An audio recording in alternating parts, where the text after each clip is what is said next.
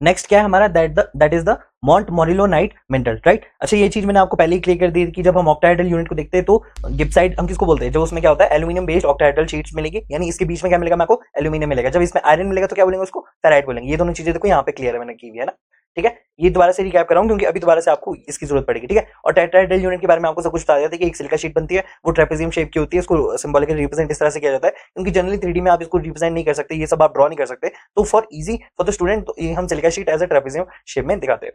Clear हो गया। इसके बीच में क्या हो सकता है, सिलिकॉन हो सकता है, दैट इज वाई क्या है ये। दूसरा क्या है, पेंडुलम की तरह लटका रहता है, ये इस तरह से मैंने दिखाया, ये जनरली आप ड्रॉ मत करना, राइट। ये बीच वाला है, ये 3 पे नहीं है, ये कहां पे बिल्कुल बीच में टंगा हुआ है, इस तरह से आप समझ सकते हैं, राइट। अच्छा नेट चार्ज क्या रहता है इसका, -1 रहता है, इसमें कितना रहता है, ऑक्टाहेड्रल में +1 रहता है।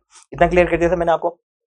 नेक्स्ट कौन सा हमारा, मोंटमोरिलो-नाइट हमारा क्या है, मिनरल है। अच्छा जो स्ट्रक्चर है मोंटमोरिलो-नाइट का, उसका बेसिक स्ट्रक्चर बेसिकली क्या है, इसी तरह से जो हमने यहाँ पे दिखाया क्या है, इसको अगर मैं कॉपी करूं, राइट,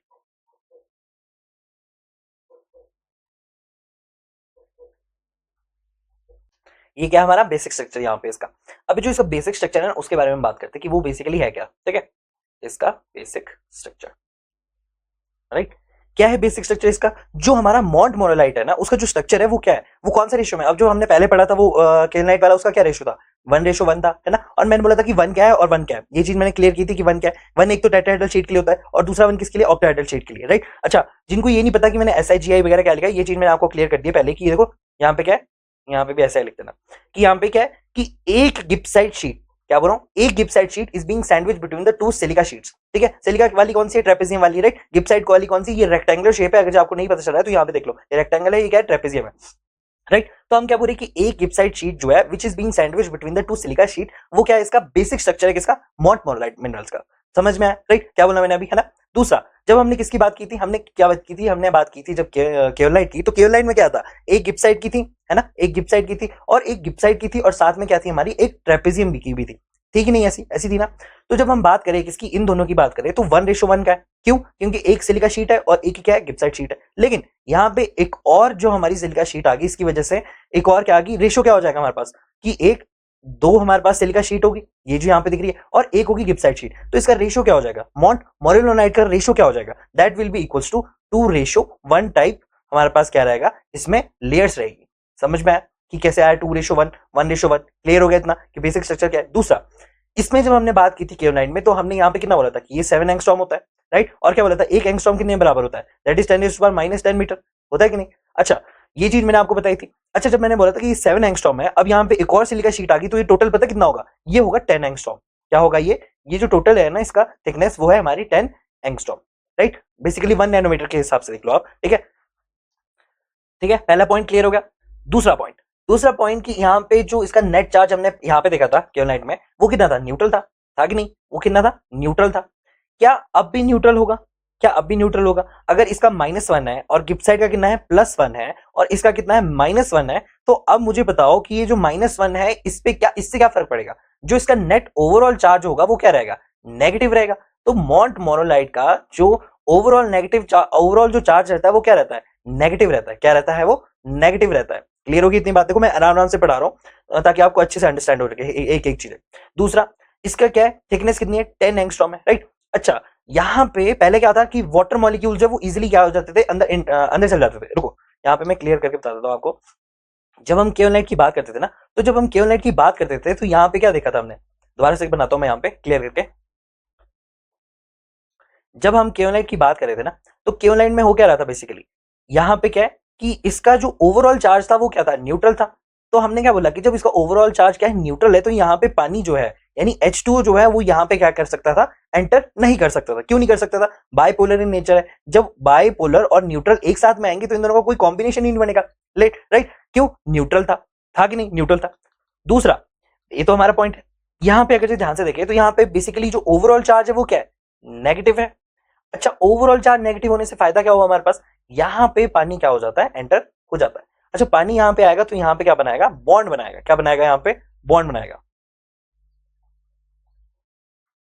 राइट। तो यहाँ पे क्या बनता है हमारा, एक बॉन्ड बनता है जिसको हम क्या बोलते हैं, वाटर बॉन्ड, राइट। तो यहाँ पे पानी अंदर आएगा, अब नेट नेगेटिव चार्ज है तो यहाँ पे पानी क्या करेगा, बॉन्ड बनाना शुरू कर जाएगा। क्या करेगा, बॉन्ड बनाना शुरू कर जाएगा। तो ये बॉन्ड हमारा क्या होगा, यहाँ पे बन जाएगा।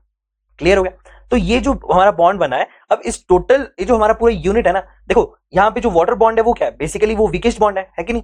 जो वाटर बॉन्ड है तो वो ये क्या है, एक तरह का क्या है, वीकेस्ट बॉन्ड है। अच्छा ये वीकेस्ट बॉन्ड है, ठीक है, ये वीकेस्ट बॉन्ड है। अब जब हमने किसकी बात की थी, केओलाइट की बात की थी, तो केओलाइट में क्या थे, long formation of a chain बनती थी। जब केओलाइट की बात करते थे तो formation of a long chain बनती थी। हमने उसकी क्या थिकनेस कितनी बताई थी, 50 से लेकर 2000 तक नैनोमीटर तक क्या बनती थी, उसकी लॉन्ग चेन्स फॉर्मेशन बनती थी, राइट?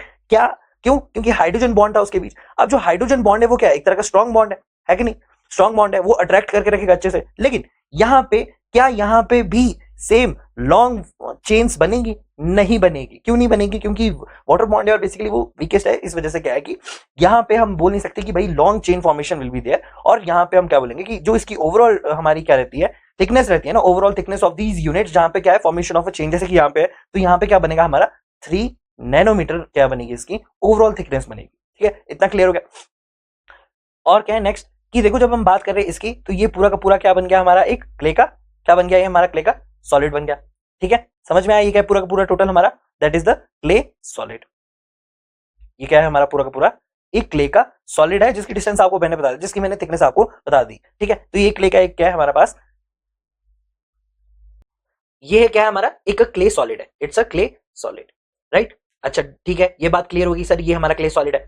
और साथ में ये भी हमारा क्या है, एक तरह का क्ले का सॉलिड ही है ना? ये चीज भी मैंने आपको क्लियर कर दी कि दोनों क्या है हमारे पास, क्ले के सॉलिड है। अच्छा ये दो क्ले के सॉलिड जब एक दूसरे के साथ क्या आएंगे, पास पास में आएंगे, तो यहाँ पे क्या बनेगा, एक बॉन्ड बनेगा, है ना? बनेगा कि नहीं? क्यों बनेगा ये बॉन्ड? देखो जब हम बात करें, ये भी क्ले का सॉलिड है, ये वाला, है ना? और ये भी क्या है हमारा, क्ले का सॉलिड ही है। ठीक है, अब इन दो क्ले के सॉलिड में बेसिकली हो क्या रहा है, इन मैंने क्या बोला कि यहाँ पे जो हमारा क्ले का सॉलिड है और यहाँ पे जो हमारा क्ले का सॉलिड है, इन दोनों के बीच में क्या है, एक इंटरलेयर स्पेस है ना? दो लेयर्स के बीच में क्या है, एक स्पेस है। अब इस इंटरलेयर स्पेस में मान लो कि वाटर आ जाए, ठीक है, मान लो कि वाटर कंटेंट हमने इंक्रीज किया, बेसिकली किसी भी क्ले में कोई भी क्ले का चंक लिया, उसमें क्या किया मैंने, वाटर कंटेंट इंक्रीज किया। तो अब क्वेश्चन उठता है कि क्या वाटर इसके अंदर पेनिट्रेट हो जाएगा? क्वेश्चन ये है कि वाटर क्या इसके अंदर पेनिट्रेट हो जाएगा? अब जो भी बच्चे ये बोले कि नहीं होगा, वो लोग ये समझो कि देखो क्यों नहीं होगा या फिर क्यों होगा। देखो यहाँ पे ये इसलिए होगा क्योंकि यहाँ पे जो इंटरमॉलिक्यूलर स्पेस है ना, वो किससे, वो बेसिकली क्या है, इसका जो नेगेटिव चार्ज, इसका जो चार्ज है वो बेसिकली क्या है, नेट चार्ज, वो नेगेटिव है कि नहीं? इसका जो नेगेटिव चार्ज है, इसकी वजह से क्या होगा, जो हमारा बाइपोलर होगा, उसकी वजह से यहाँ पे जो हमारा पानी की वजह से बनने वाला बॉन्ड था, पहले तब नहीं बन रहा था क्योंकि वो न्यूट्रल था, लेकिन अब जो है इन दोनों के बीच में कोई भी, इन दोनों के बीच में क्या है, एक चार्ज है, यानी नेगेटिव चार्ज है, जिसकी वजह से पानी का एक बॉन्ड बनेगा, जो हम बोलते हैं क्या, वाटर बॉन्ड बनता है। क्या बनता है? वाटर बॉन्ड बनता है। समझ में आया? तो ये समझ आ गया। अच्छा, और जब इसका वाटर बॉन्ड बनता है तो हमें क्या पता है कि ये वीकेस्ट है। अच्छा ये वीकेस्ट है, तो अभी तो मतलब अभी तो पास पास में there is no breakage right now, but जब आप एक्सेस में वाटर कंटेंट इसका इंक्रीज कर जाओगे, बहुत ज्यादा एक्सेस में इसका वाटर कंटेंट इंक्रीज कर जाएंगे, तो यहाँ पे वो जो लेयर मैंने आपको बताई थी ना, एक डिफ्यूज लेयर, एक स्ट्रॉन्ग लेयर, और एक कौन सी, फ्री वाटर की लेयर, कौन सी, फ्री वाटर की लेयर, उसकी वजह से यहाँ पे आपको क्या देखने को मिलेगा, एक ब्रेकेज देखने को मिलेगा। अब इस ब्रेकेज की वजह से क्या होगा, ये जो हमारा क्ले का सॉलिड है ना, वो लिक्विड की तरह एक्ट करेगा, यानी सिर्फ और सिर्फ मॉन्ट मोनोलाइट में ही क्या बनता है हमारा, ये फ्री वाटर वाला सिचुएशन बनता है, यानी लिक्विडिटी भी ज्यादा, प्लास्टिसिटी भी ज्यादा, ये सब चीजें किसमें मिलती है आपको, सिर्फ और सिर्फ मॉन्ट मोनोलाइट में ही आपको ये चीजें क्या है देखने को मिलेगी। समझ में आया मैंने जो भी आपको बताया अभी? तीसरी बात कि जब हम बात करें इसके वाटर बॉन्ड बनने की, तो यहाँ पे बेसिकली क्या हो रहा है, हमने अच्छा यहाँ पे प्लास्टिसिटी भी ज्यादा है। अच्छा मुझे बताओ इसकी एक्टिविटी क्या थी, बताओ बताओ बताओ, एक्टिविटी क्या थी कि मॉन्ट मोनोलाइट की, तो 1 से लेकर 7 तक क्या थी इसकी एक्टिविटी थी। ये चीज मैंने आपको पहले ही क्लियर कर दी थी, और पहले ही मैंने आपको ये चार्ट में सब कुछ बता दिया था कि इसकी एक्टिविटी क्या है, 1 से लेकर 7 तक है। क्लियर हो गया था? दूसरा, जब हमने एक्टिविटी की बात की थी ना, तो उसमें हमने बोला था एक सोडियम मॉन्ट मोनोलाइट बनता है, एक कैल्शियम मॉन्ट मोनोलाइट बनता है, राइट? तो अब देखते हैं ये बेसिकली है क्या, इसका क्या मतलब है, इस सब का मतलब क्या कि जब हम बात करें एक्टिविटी सोडियम मॉन्ट मोनोलाइट की या फिर कैल्शियम मॉन्ट मोनोलाइट की बात कर रहे हैं, तो हमने बोला था कि जो कैल्शियम की मॉन्ट मोनोलाइट होती है वो बेसिकली क्या होती है, लेस होती है as compare to the sodium, है कि नहीं? अब क्वेश्चन उठता है कि ऐसा क्यों, तो ऐसा यहाँ पे देखो, कोई भी नेचुरल कंडीशन में एल्यूमिनियम बेशक ज्यादा प्रेजेंट हो, है ना, कोई भी नेचुरल कंडीशन में मान लो उसमें एल्यूमिनियम की जो है वो क्वांटिटी ज्यादा है, तो क्या हो क्या रहा है, ये क्ले का मिनरल में क्या है कि यहाँ पे सिलिकेट है। अच्छा यहाँ पे सिलिकन है, अब इस सिलिकन में क्या है, +4 का हमारा है, ठीक है।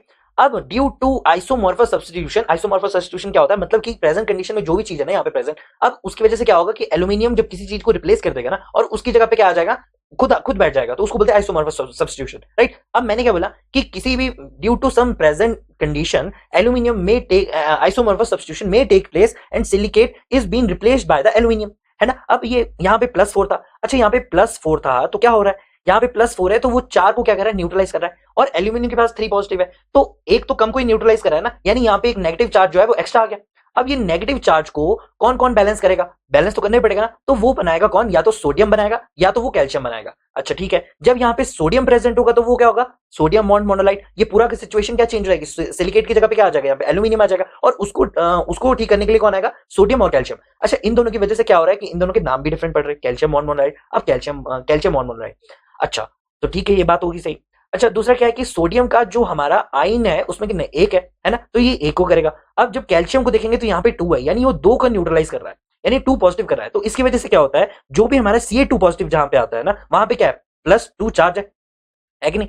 तो +2 चार्ज की वजह से एक स्ट्रॉन्गर इलेक्ट्रोस्टैटिक अट्रैक्शन जो है वो वहां पे ज्यादा है ना, एज कंपेयर टू जहां पे हम सोडियम की बात करें तो सोडियम क्या है, एक तरह का वीकली हेल्ड करता है, किसी भी हमारे इंटरमॉलिक्यूलर जो भी इसका इंटरलेयर स्पेस है उसमें क्या आ जाएगा, सोडियम आ जाएगा। लेकिन सोडियम में एक कम आयंस होने की वजह से क्या है कि वहां पे वीक बॉन्ड बनता है, यानी सोडियम में क्या बनता है हमारा, वीक बॉन्ड बनता है, और कैल्शियम में हमारा क्या बनता है, स्ट्रॉन्ग इलेक्ट्रोस्टैटिक अट्रैक्शन जो है वहां पे क्या है, ज्यादा है।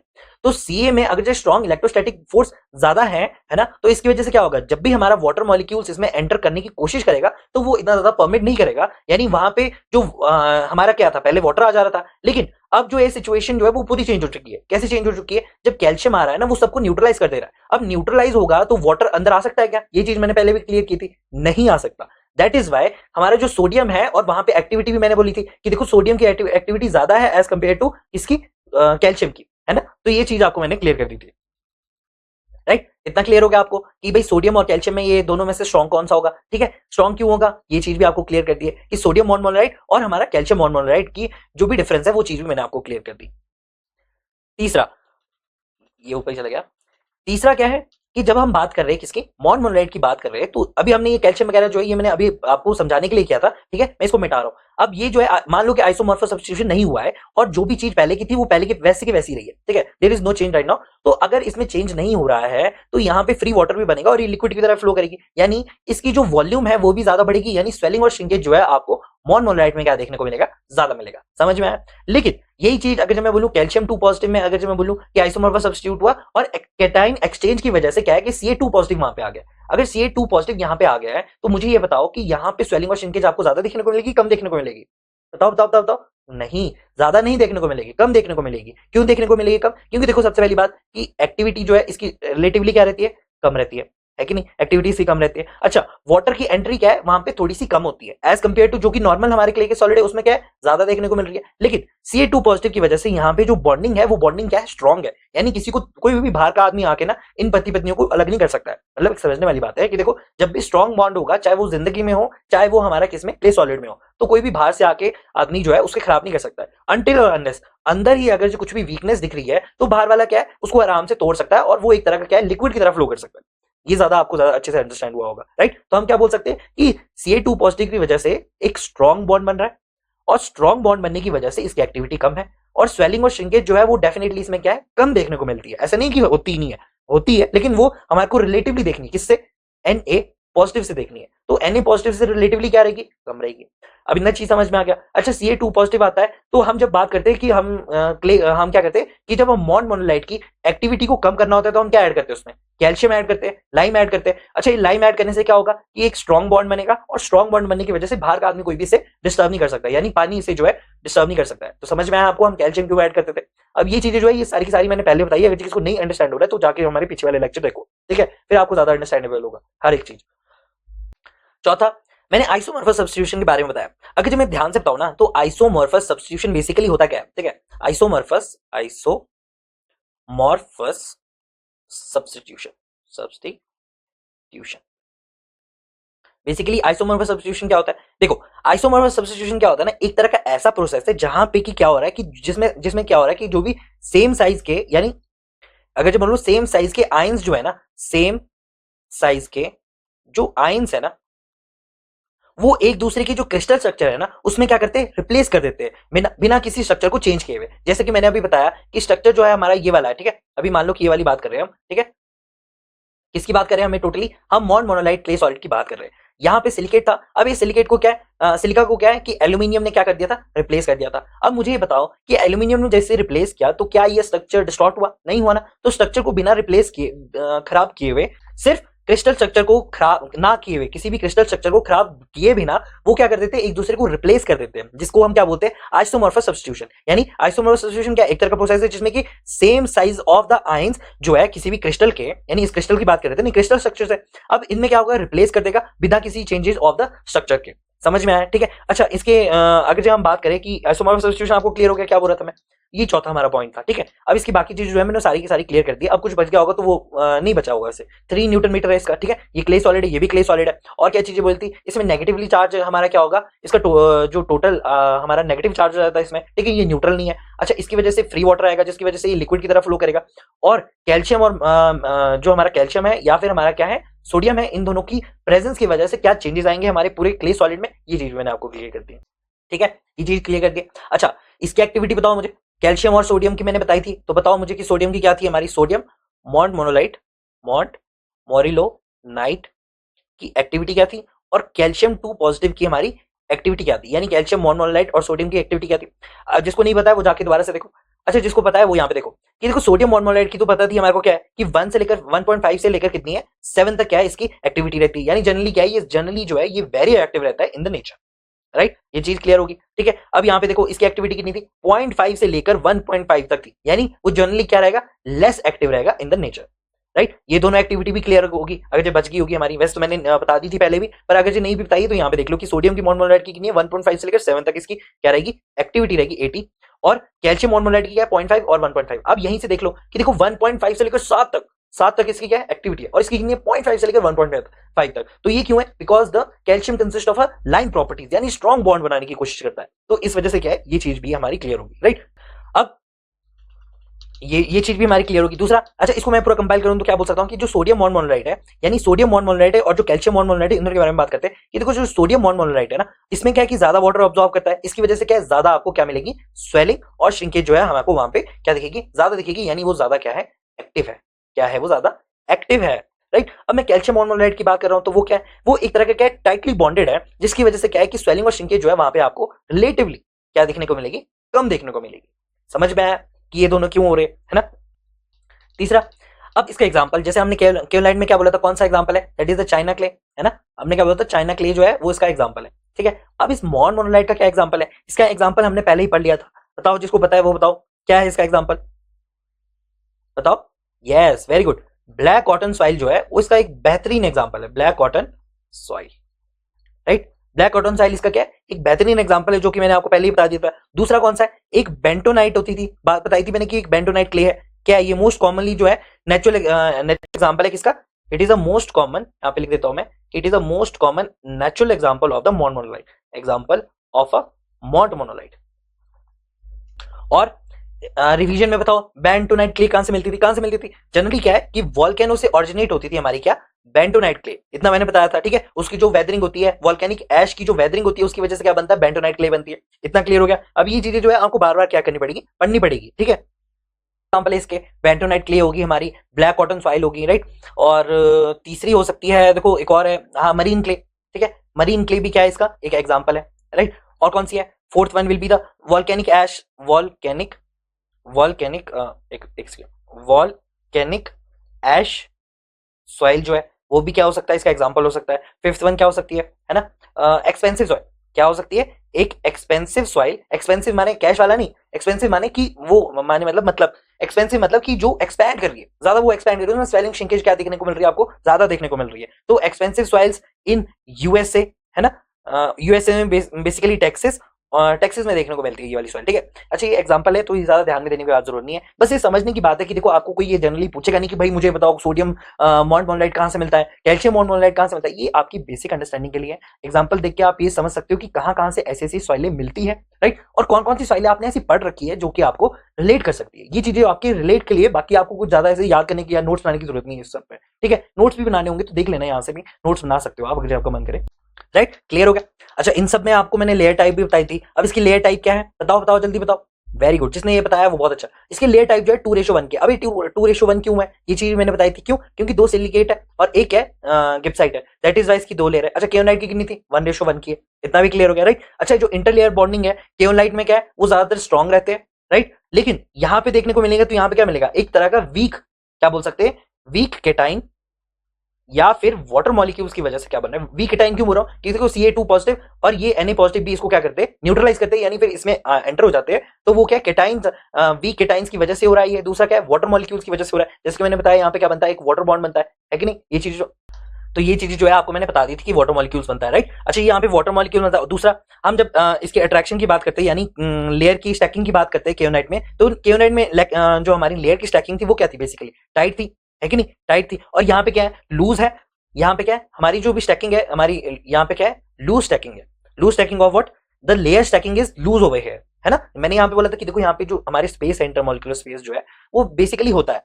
पर यहाँ पे, अच्छा तीसरा क्या है, क्या यहाँ पे चेन फॉर्मेशन पॉसिबल है, चेन फॉर्मेशन यहाँ पे पॉसिबल है कि नहीं, ये बताओ। अच्छा, ये चीजें मैंने लिखी हुई है, तो डोंट यू वरी कि मैंने लिखा नहीं है ये सब, राइट। और मैं इसको ऐसे हॉच पॉच करके बता रहा हूँ, लेकिन मैंने ये चीजें लिखी हुई है, आप वहां से देख लेना, ठीक है। जितनी इंपॉर्टेंट है वो सब मैंने वहां पे लिखी। अच्छा, चेन फॉर्मेशन जो है यहाँ पे पॉसिबल है कि नहीं है, यहाँ पे पॉसिबल नहीं है। क्यों नहीं है पॉसिबल यहाँ पे, ये चीज मैंने बताई थी कि वाटर मॉलिक्यूल जो है वो इतना स्ट्रॉन्ग नहीं है as compare to hydrogen bond. That is why क्या है, यहाँ पे चेन फॉर्मेशन भी नहीं बनती है, यानी लंबी लंबी चेन्स भी नहीं बनती है, यहाँ पे छोटी छोटी बनती है। कितनी बनती है, थिकनेस कितनी है, 3 नैनोमीटर। ओके, अब एक यूनिट की कितनी थिकनेस है, 10 एंगस्ट्रॉम। इतना भी क्लियर हो गया, ठीक है, 1 नैनोमीटर ही बोल दो आप इसको, राइट। अच्छा, ये चीजें जो है मैंने आपको सारी बता दी है कि जो भी चीजें मैंने आपको यहाँ पे क्लियर कर दी है उसको मैंने आराम से स्टैक भी कर दिया। अच्छा, आइसोमॉर्फस सब्स्टिट्यूशन की बात करें तो सेम साइज में, सेम साइज ऑफ आयंस में जब क्या हो रहा है, हमारे किसी भी क्रिस्टल स्ट्रक्चर में एक कोई भी हमारा जो आयंस है वो एक दूसरे को रिप्लेस कर रहे हैं बिना किसी क्रिस्टल स्ट्रक्चर को चेंज किए हुए या डिस्ट्रॉर्ट किए हुए, तो वहां पे हम बोलते हैं आइसोमॉर्फस सब्स्टिट्यूशन, राइट।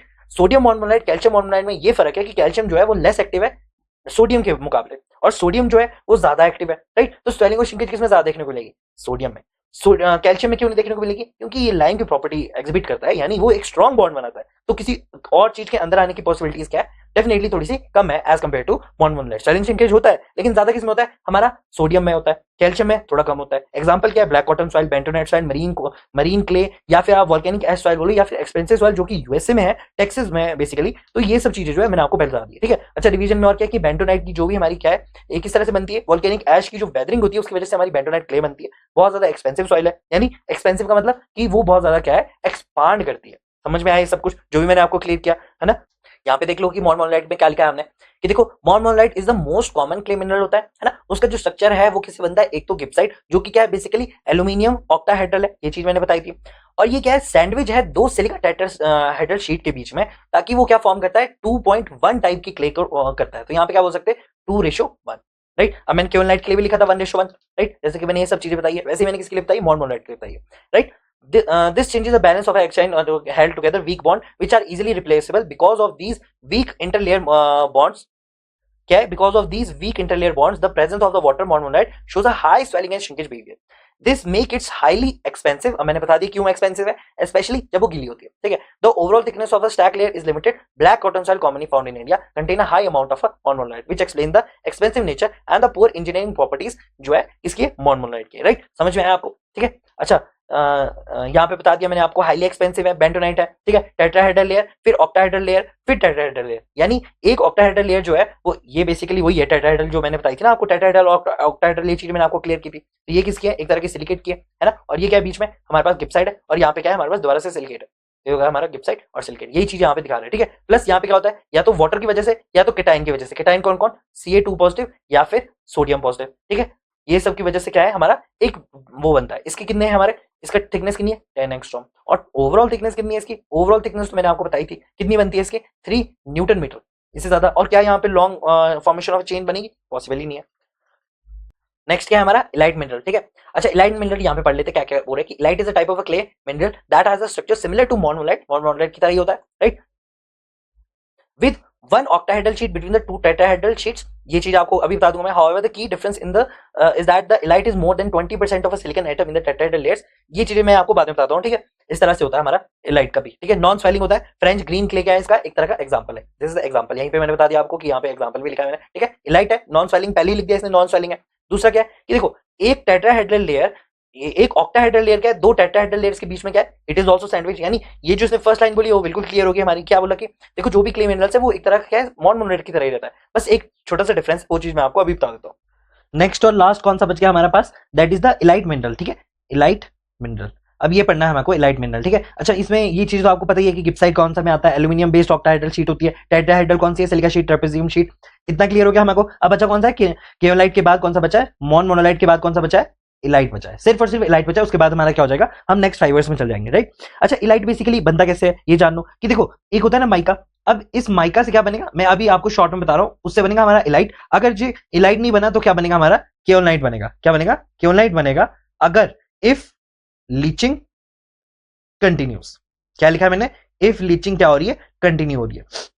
तो बेसिकली क्या बोल रहे हैं कि देखो जब माइका ना, माइका बेसिकली है क्या, एक तरह का ना, यहाँ पे देखो इलाइट से पहले ना ये चीज मैंने यहाँ पे लिखी है कि माइका क्या, it is a group of phyllosilicate minerals with a layered और sheet like a structure, they split easily into thin flexible sheet known as a cleavage. ठीक है, इसको क्लीवेज भी बोलते हैं। अच्छा, बेसिकली माइका क्या बोल रहा है कि माइका क्या है बेसिकली, एक आप इसको समझने के लिए ना ऐसे समझो कि एक तरह की ना मिनरल है जो कि पतली, एक तरह का क्या है ये, इट इज अ मिनरल जो कि क्या होता है, पतली पतली लेयर्स में यानी शीट्स में क्या होता है, डिवाइड हुआ होता है, राइट, डिवाइड नहीं सॉरी प्रेजेंट हुआ होता है इन द नेचर। ठीक है, दूसरा क्या है कि ये जो है ना, ये क्या बोलते हैं, कभी भी अलग हो सकते हैं। कैसे हो सकते हैं अलग, ये ना बहुत ज्यादा क्या होते हैं, चिपचिपे होते हैं। तो ये क्या हो जाते हैं एक दूसरे से, मतलब चिपचिपे वैसे नहीं कि गोंद की तरह चिपचिपे, फेविकॉल की तरह नहीं है, लेकिन ऐसा समझ सकते हैं कि आप एक ना ये रॉक में मिलते हैं, जो कि रॉक है आसानी से चिपक कर क्या हो जाता है, आसानी से एक दूसरे से अलग अलग हो जाते हैं। ठीक है, तो समझ में आया आपको माइका क्या, इसको ज्यादा समझने की जरूरत नहीं कि माइका बेसिकली है क्या, बट इस थोड़ी सी अंडरस्टैंडिंग के लिए कि देखो माइका है क्या बेसिकली, क्या बोलना चाह रहा हूं मैं, माइका एक तरह का क्या है, मतलब एक होता है ये सिलिकेट का ना, ये आपको फिर और डीप पढ़ना पड़ेगा। उससे अच्छा है कि आप सिंपल सी बात समझो, एक तरह का क्या है, इट इज अ मिनरल जो कि पतली पतली लेयर्स यानी शीट पे होता है, शीट में होता है। जैसे कि मतलब ऐसा समझो कि एक ना कॉपी है आपके पास, ठीक है,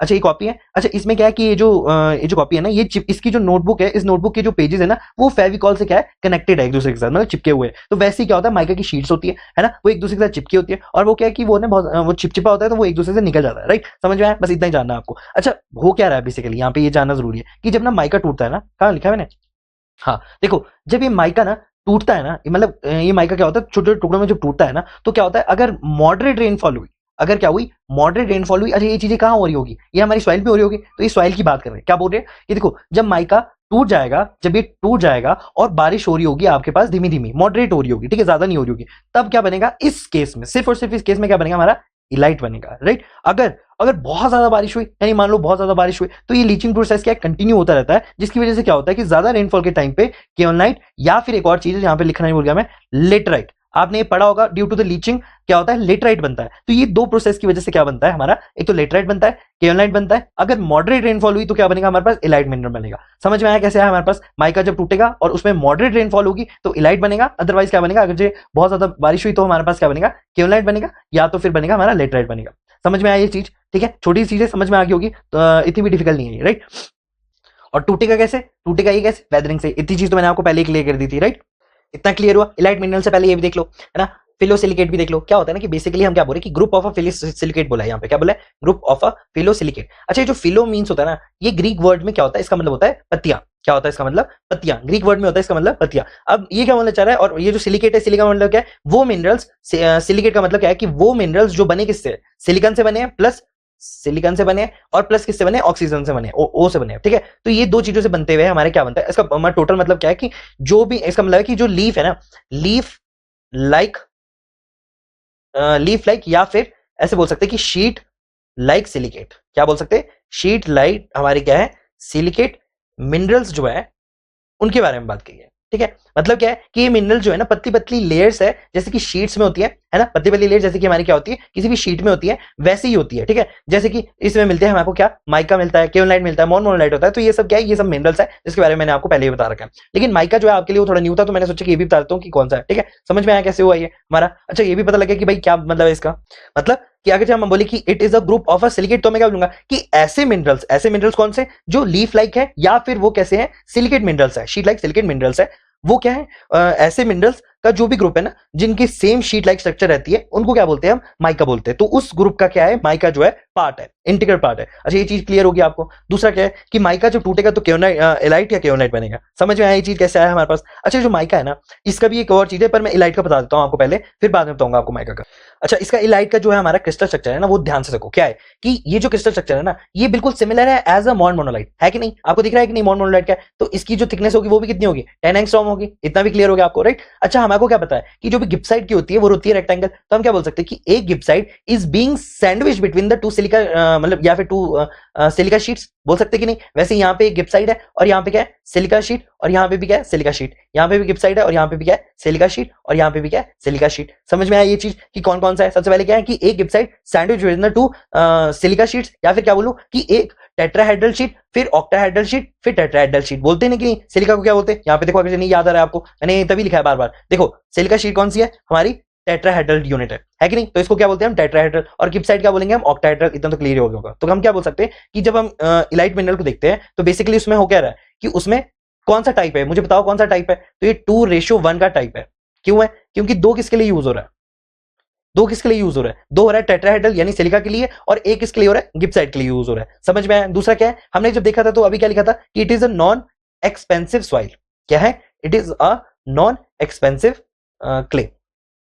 ठीक है, it is a non expensive clay. अच्छा, जो इसका स्ट्रक्चर है वो किस तरह से होता है, इसका जो स्ट्रक्चर है ना वो सिमिलर है किसके, मोनोलाइट के भी, और किसके होता है माइका के भी। ये बहुत ज्यादा क्या है रिजेंबल करता है। माइका का क्या भी टाइप, माइका का क्या टाइप होता है, इसका भी सेम टाइप होता है। क्या होता है 2:1 का टाइप होता है। इसमें भी क्या होते हैं 2 टेट्राहेड्रल होते हैं, विच इज 2 टेट्राहेड्रल और एक ऑक्टाहेड्रल। जो ऑक्टाहेड्रल है वो सैंडविच किसके बीच में होगा, 2 टेट्राहेड्रल के। तो ये माइका भी क्या है वैसे भी 2:1 में ही होता है, तो ये भी क्या है 2:1 का ही है। तो सेम हो सकता है माइका का भी। आपको माइका का पता नहीं है ना, इसलिए मैं मोनोलाइट से आपको कनेक्ट कर रहा हूं कि 2:1 का है, तो ये किसका भी है मोनोलाइट का भी है।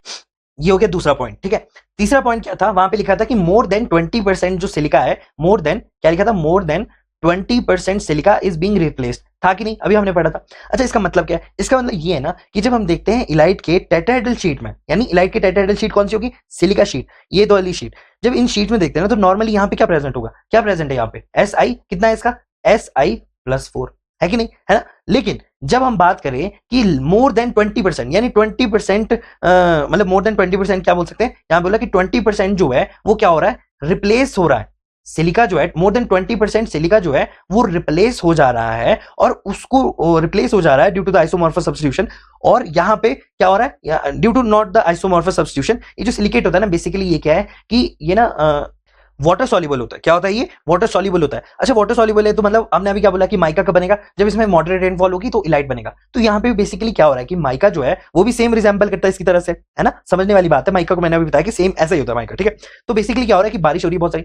अच्छा, बारिश हो रही है, ये वाटर सॉल्युबल है, तो ये क्या हो जाएगा, ये ना यहाँ से लीच आउट हो जाएगा। जैसे ये लीच आउट हो जाएगा ना due to the isomorphous substitution, इसकी जगह पे कौन आ जाएगा, Al आ जाएगा। अब ड्यू टू कोई भी रीजन हो सकता है, हमारा कोई भी कंडीशन हो सकती है जहां पे क्या है कि एल्यूमिनियम जो है वो ज्यादा प्रेजेंट है। ठीक है, अभी जो है वो 4 को क्या कर रहा था, न्यूट्रलाइज कर रहा था, लेकिन अब क्या है ये 3 को न्यूट्रलाइज कर रहा है कि नहीं। पहले 4 को कर रहा था, अब क्या कर रहा है ये 3 को न्यूट्रलाइज कर रहा है। तो इसका क्या हो गया, इसमें एक नेगेटिव चार्ज जो हो गया इंड्यूस हो गया। अब इस नेगेटिव चार्ज को, इंड्यूस हुए हुए नेगेटिव चार्ज को हमारा क्या करता है, यहाँ पे पोटेशियम आ जाता है। क्या आ जाता है यहाँ पे, मतलब बेसिकली क्या है कि जो Al का चार्ज है वो बेसिकली क्या है 3 पॉजिटिव है, तो जो एक्स्ट्रा नेगेटिव चार्ज आएगा उसको बैलेंस करने कौन आएगा, उसको बैलेंस करने आएगा K पॉजिटिव। क्यों आएगा, नेगेटिव चार्ज को कौन बैलेंस करेगा, K पॉजिटिव चार्ज इसको बैलेंस आउट करेगा, तो K पॉजिटिव है। अच्छा, यहाँ पे K पॉजिटिव आ गया तो यहाँ पे बेसिकली जो बॉन्ड बनता है वो कौन सा बनता है, पोटेशियम बॉन्ड बनता है।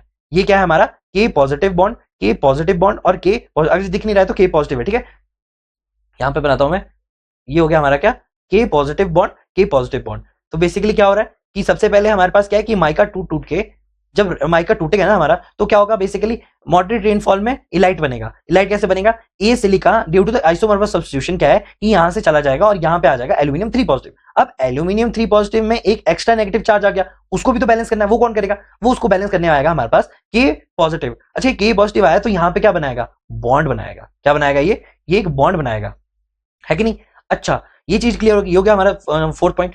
5th पॉइंट क्या है कि जब हमने बात की थी हाइड्रोजन बॉन्ड की, क्या बात की थी, हाइड्रोजन बॉन्ड की और पोटेशियम बॉन्ड की, तो मैंने क्या बोला था कि कौन ज्यादा स्ट्रांग होगा, हाइड्रोजन बॉन्ड जो है वो ज्यादा स्ट्रांग हुआ है as compare to potassium bond. ये चीज मैंने क्लियर की थी। तो अगर मैं ये बोलूं कि हाइड्रोजन बॉन्ड हाई है तो इसकी activity relative to the potassium की एक्टिविटी क्या होगी, ज्यादा होगी या कम होगी, डेफिनेटली क्या होगी, कम होगी। ज्यादा वाले गलत है, क्यों, हाइड्रोजन बॉन्ड टाइटली बॉन्ड कर रहा है, पानी जो है नहीं आ पा रहा है, एक्टिविटी जो है वो लेस हो जाएगी। पोटेशियम बॉन्ड वीकर है हाइड्रोजन बॉन्ड से, लेकिन ये और वाटर बॉन्ड में अगर जो मैं बात करूं तो दोनों में से सबसे ज्यादा कौन सा है, पोटेशियम बॉन्ड ही है। मतलब इसको छोड़ दूं तो मैं क्या बोलूंगा कि पोटेशियम बॉन्ड और जो वाटर बॉन्ड है उन दोनों में से स्ट्रांग कौन सा है, पोटेशियम बॉन्ड। तो एक्टिविटी किसकी ज्यादा होगी, डेफिनेटली एक्टिविटी जो है इसकी ज्यादा होगी एज कंपेयर टू इसकी क्या होगी, कम होगी।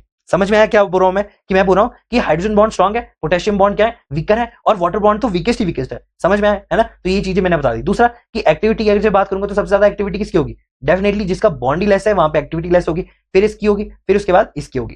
क्लियर हो गया इतनी बात, राइट? ये चीज मैंने क्लियर कर दी कि पोटेशियम बॉन्ड आया तो कहां से आया बॉन्ड, कैसे आया पोटेशियम बॉन्ड, बताओ मुझे, बताओ बताओ बताओ बताओ। पोटेशियम बॉन्ड तब आया जब हमारे पास क्या है कि आइसोमॉर्फस सब्स्टिट्यूशन की वजह से ये जो वाटर सॉल्युबल सिलिकेट है ये यहां से रिप्लेस हो गया। अब रिप्लेस होके क्या आ गया, एल्यूमिनियम आ गया। एक्स्ट्रा जो चार्ज थे पहले ये 4 को न्यूट्रलाइज कर रहा था, लेकिन अब किसको कर रहा है, 3 को न्यूट्रलाइज कर रहा है, यानी एक नेगेटिव चार्ज जो है इंड्यूस हो गया। नेगेटिव चार्ज को न्यूट्रलाइज करने के लिए कौन आ गया, पोटेशियम आ गया पॉजिटिव चार्ज के साथ। अच्छा पोटेशियम है तो ये बॉन्ड बनाएगा स्ट्रॉन्गर किससे, वाटर बॉन्ड, लेकिन वीकर किससे, हाइड्रोजन बॉन्ड। तो एक्टिविटी जो इसकी क्या होगी पोटेशियम बॉन्ड की, वो जनरली क्या होगी, हाइड्रोजन बॉन्ड से तो ज्यादा होगी, लेकिन हमारी वाटर बॉन्ड से क्या होगी, कम होगी। समझ में आया ये सब।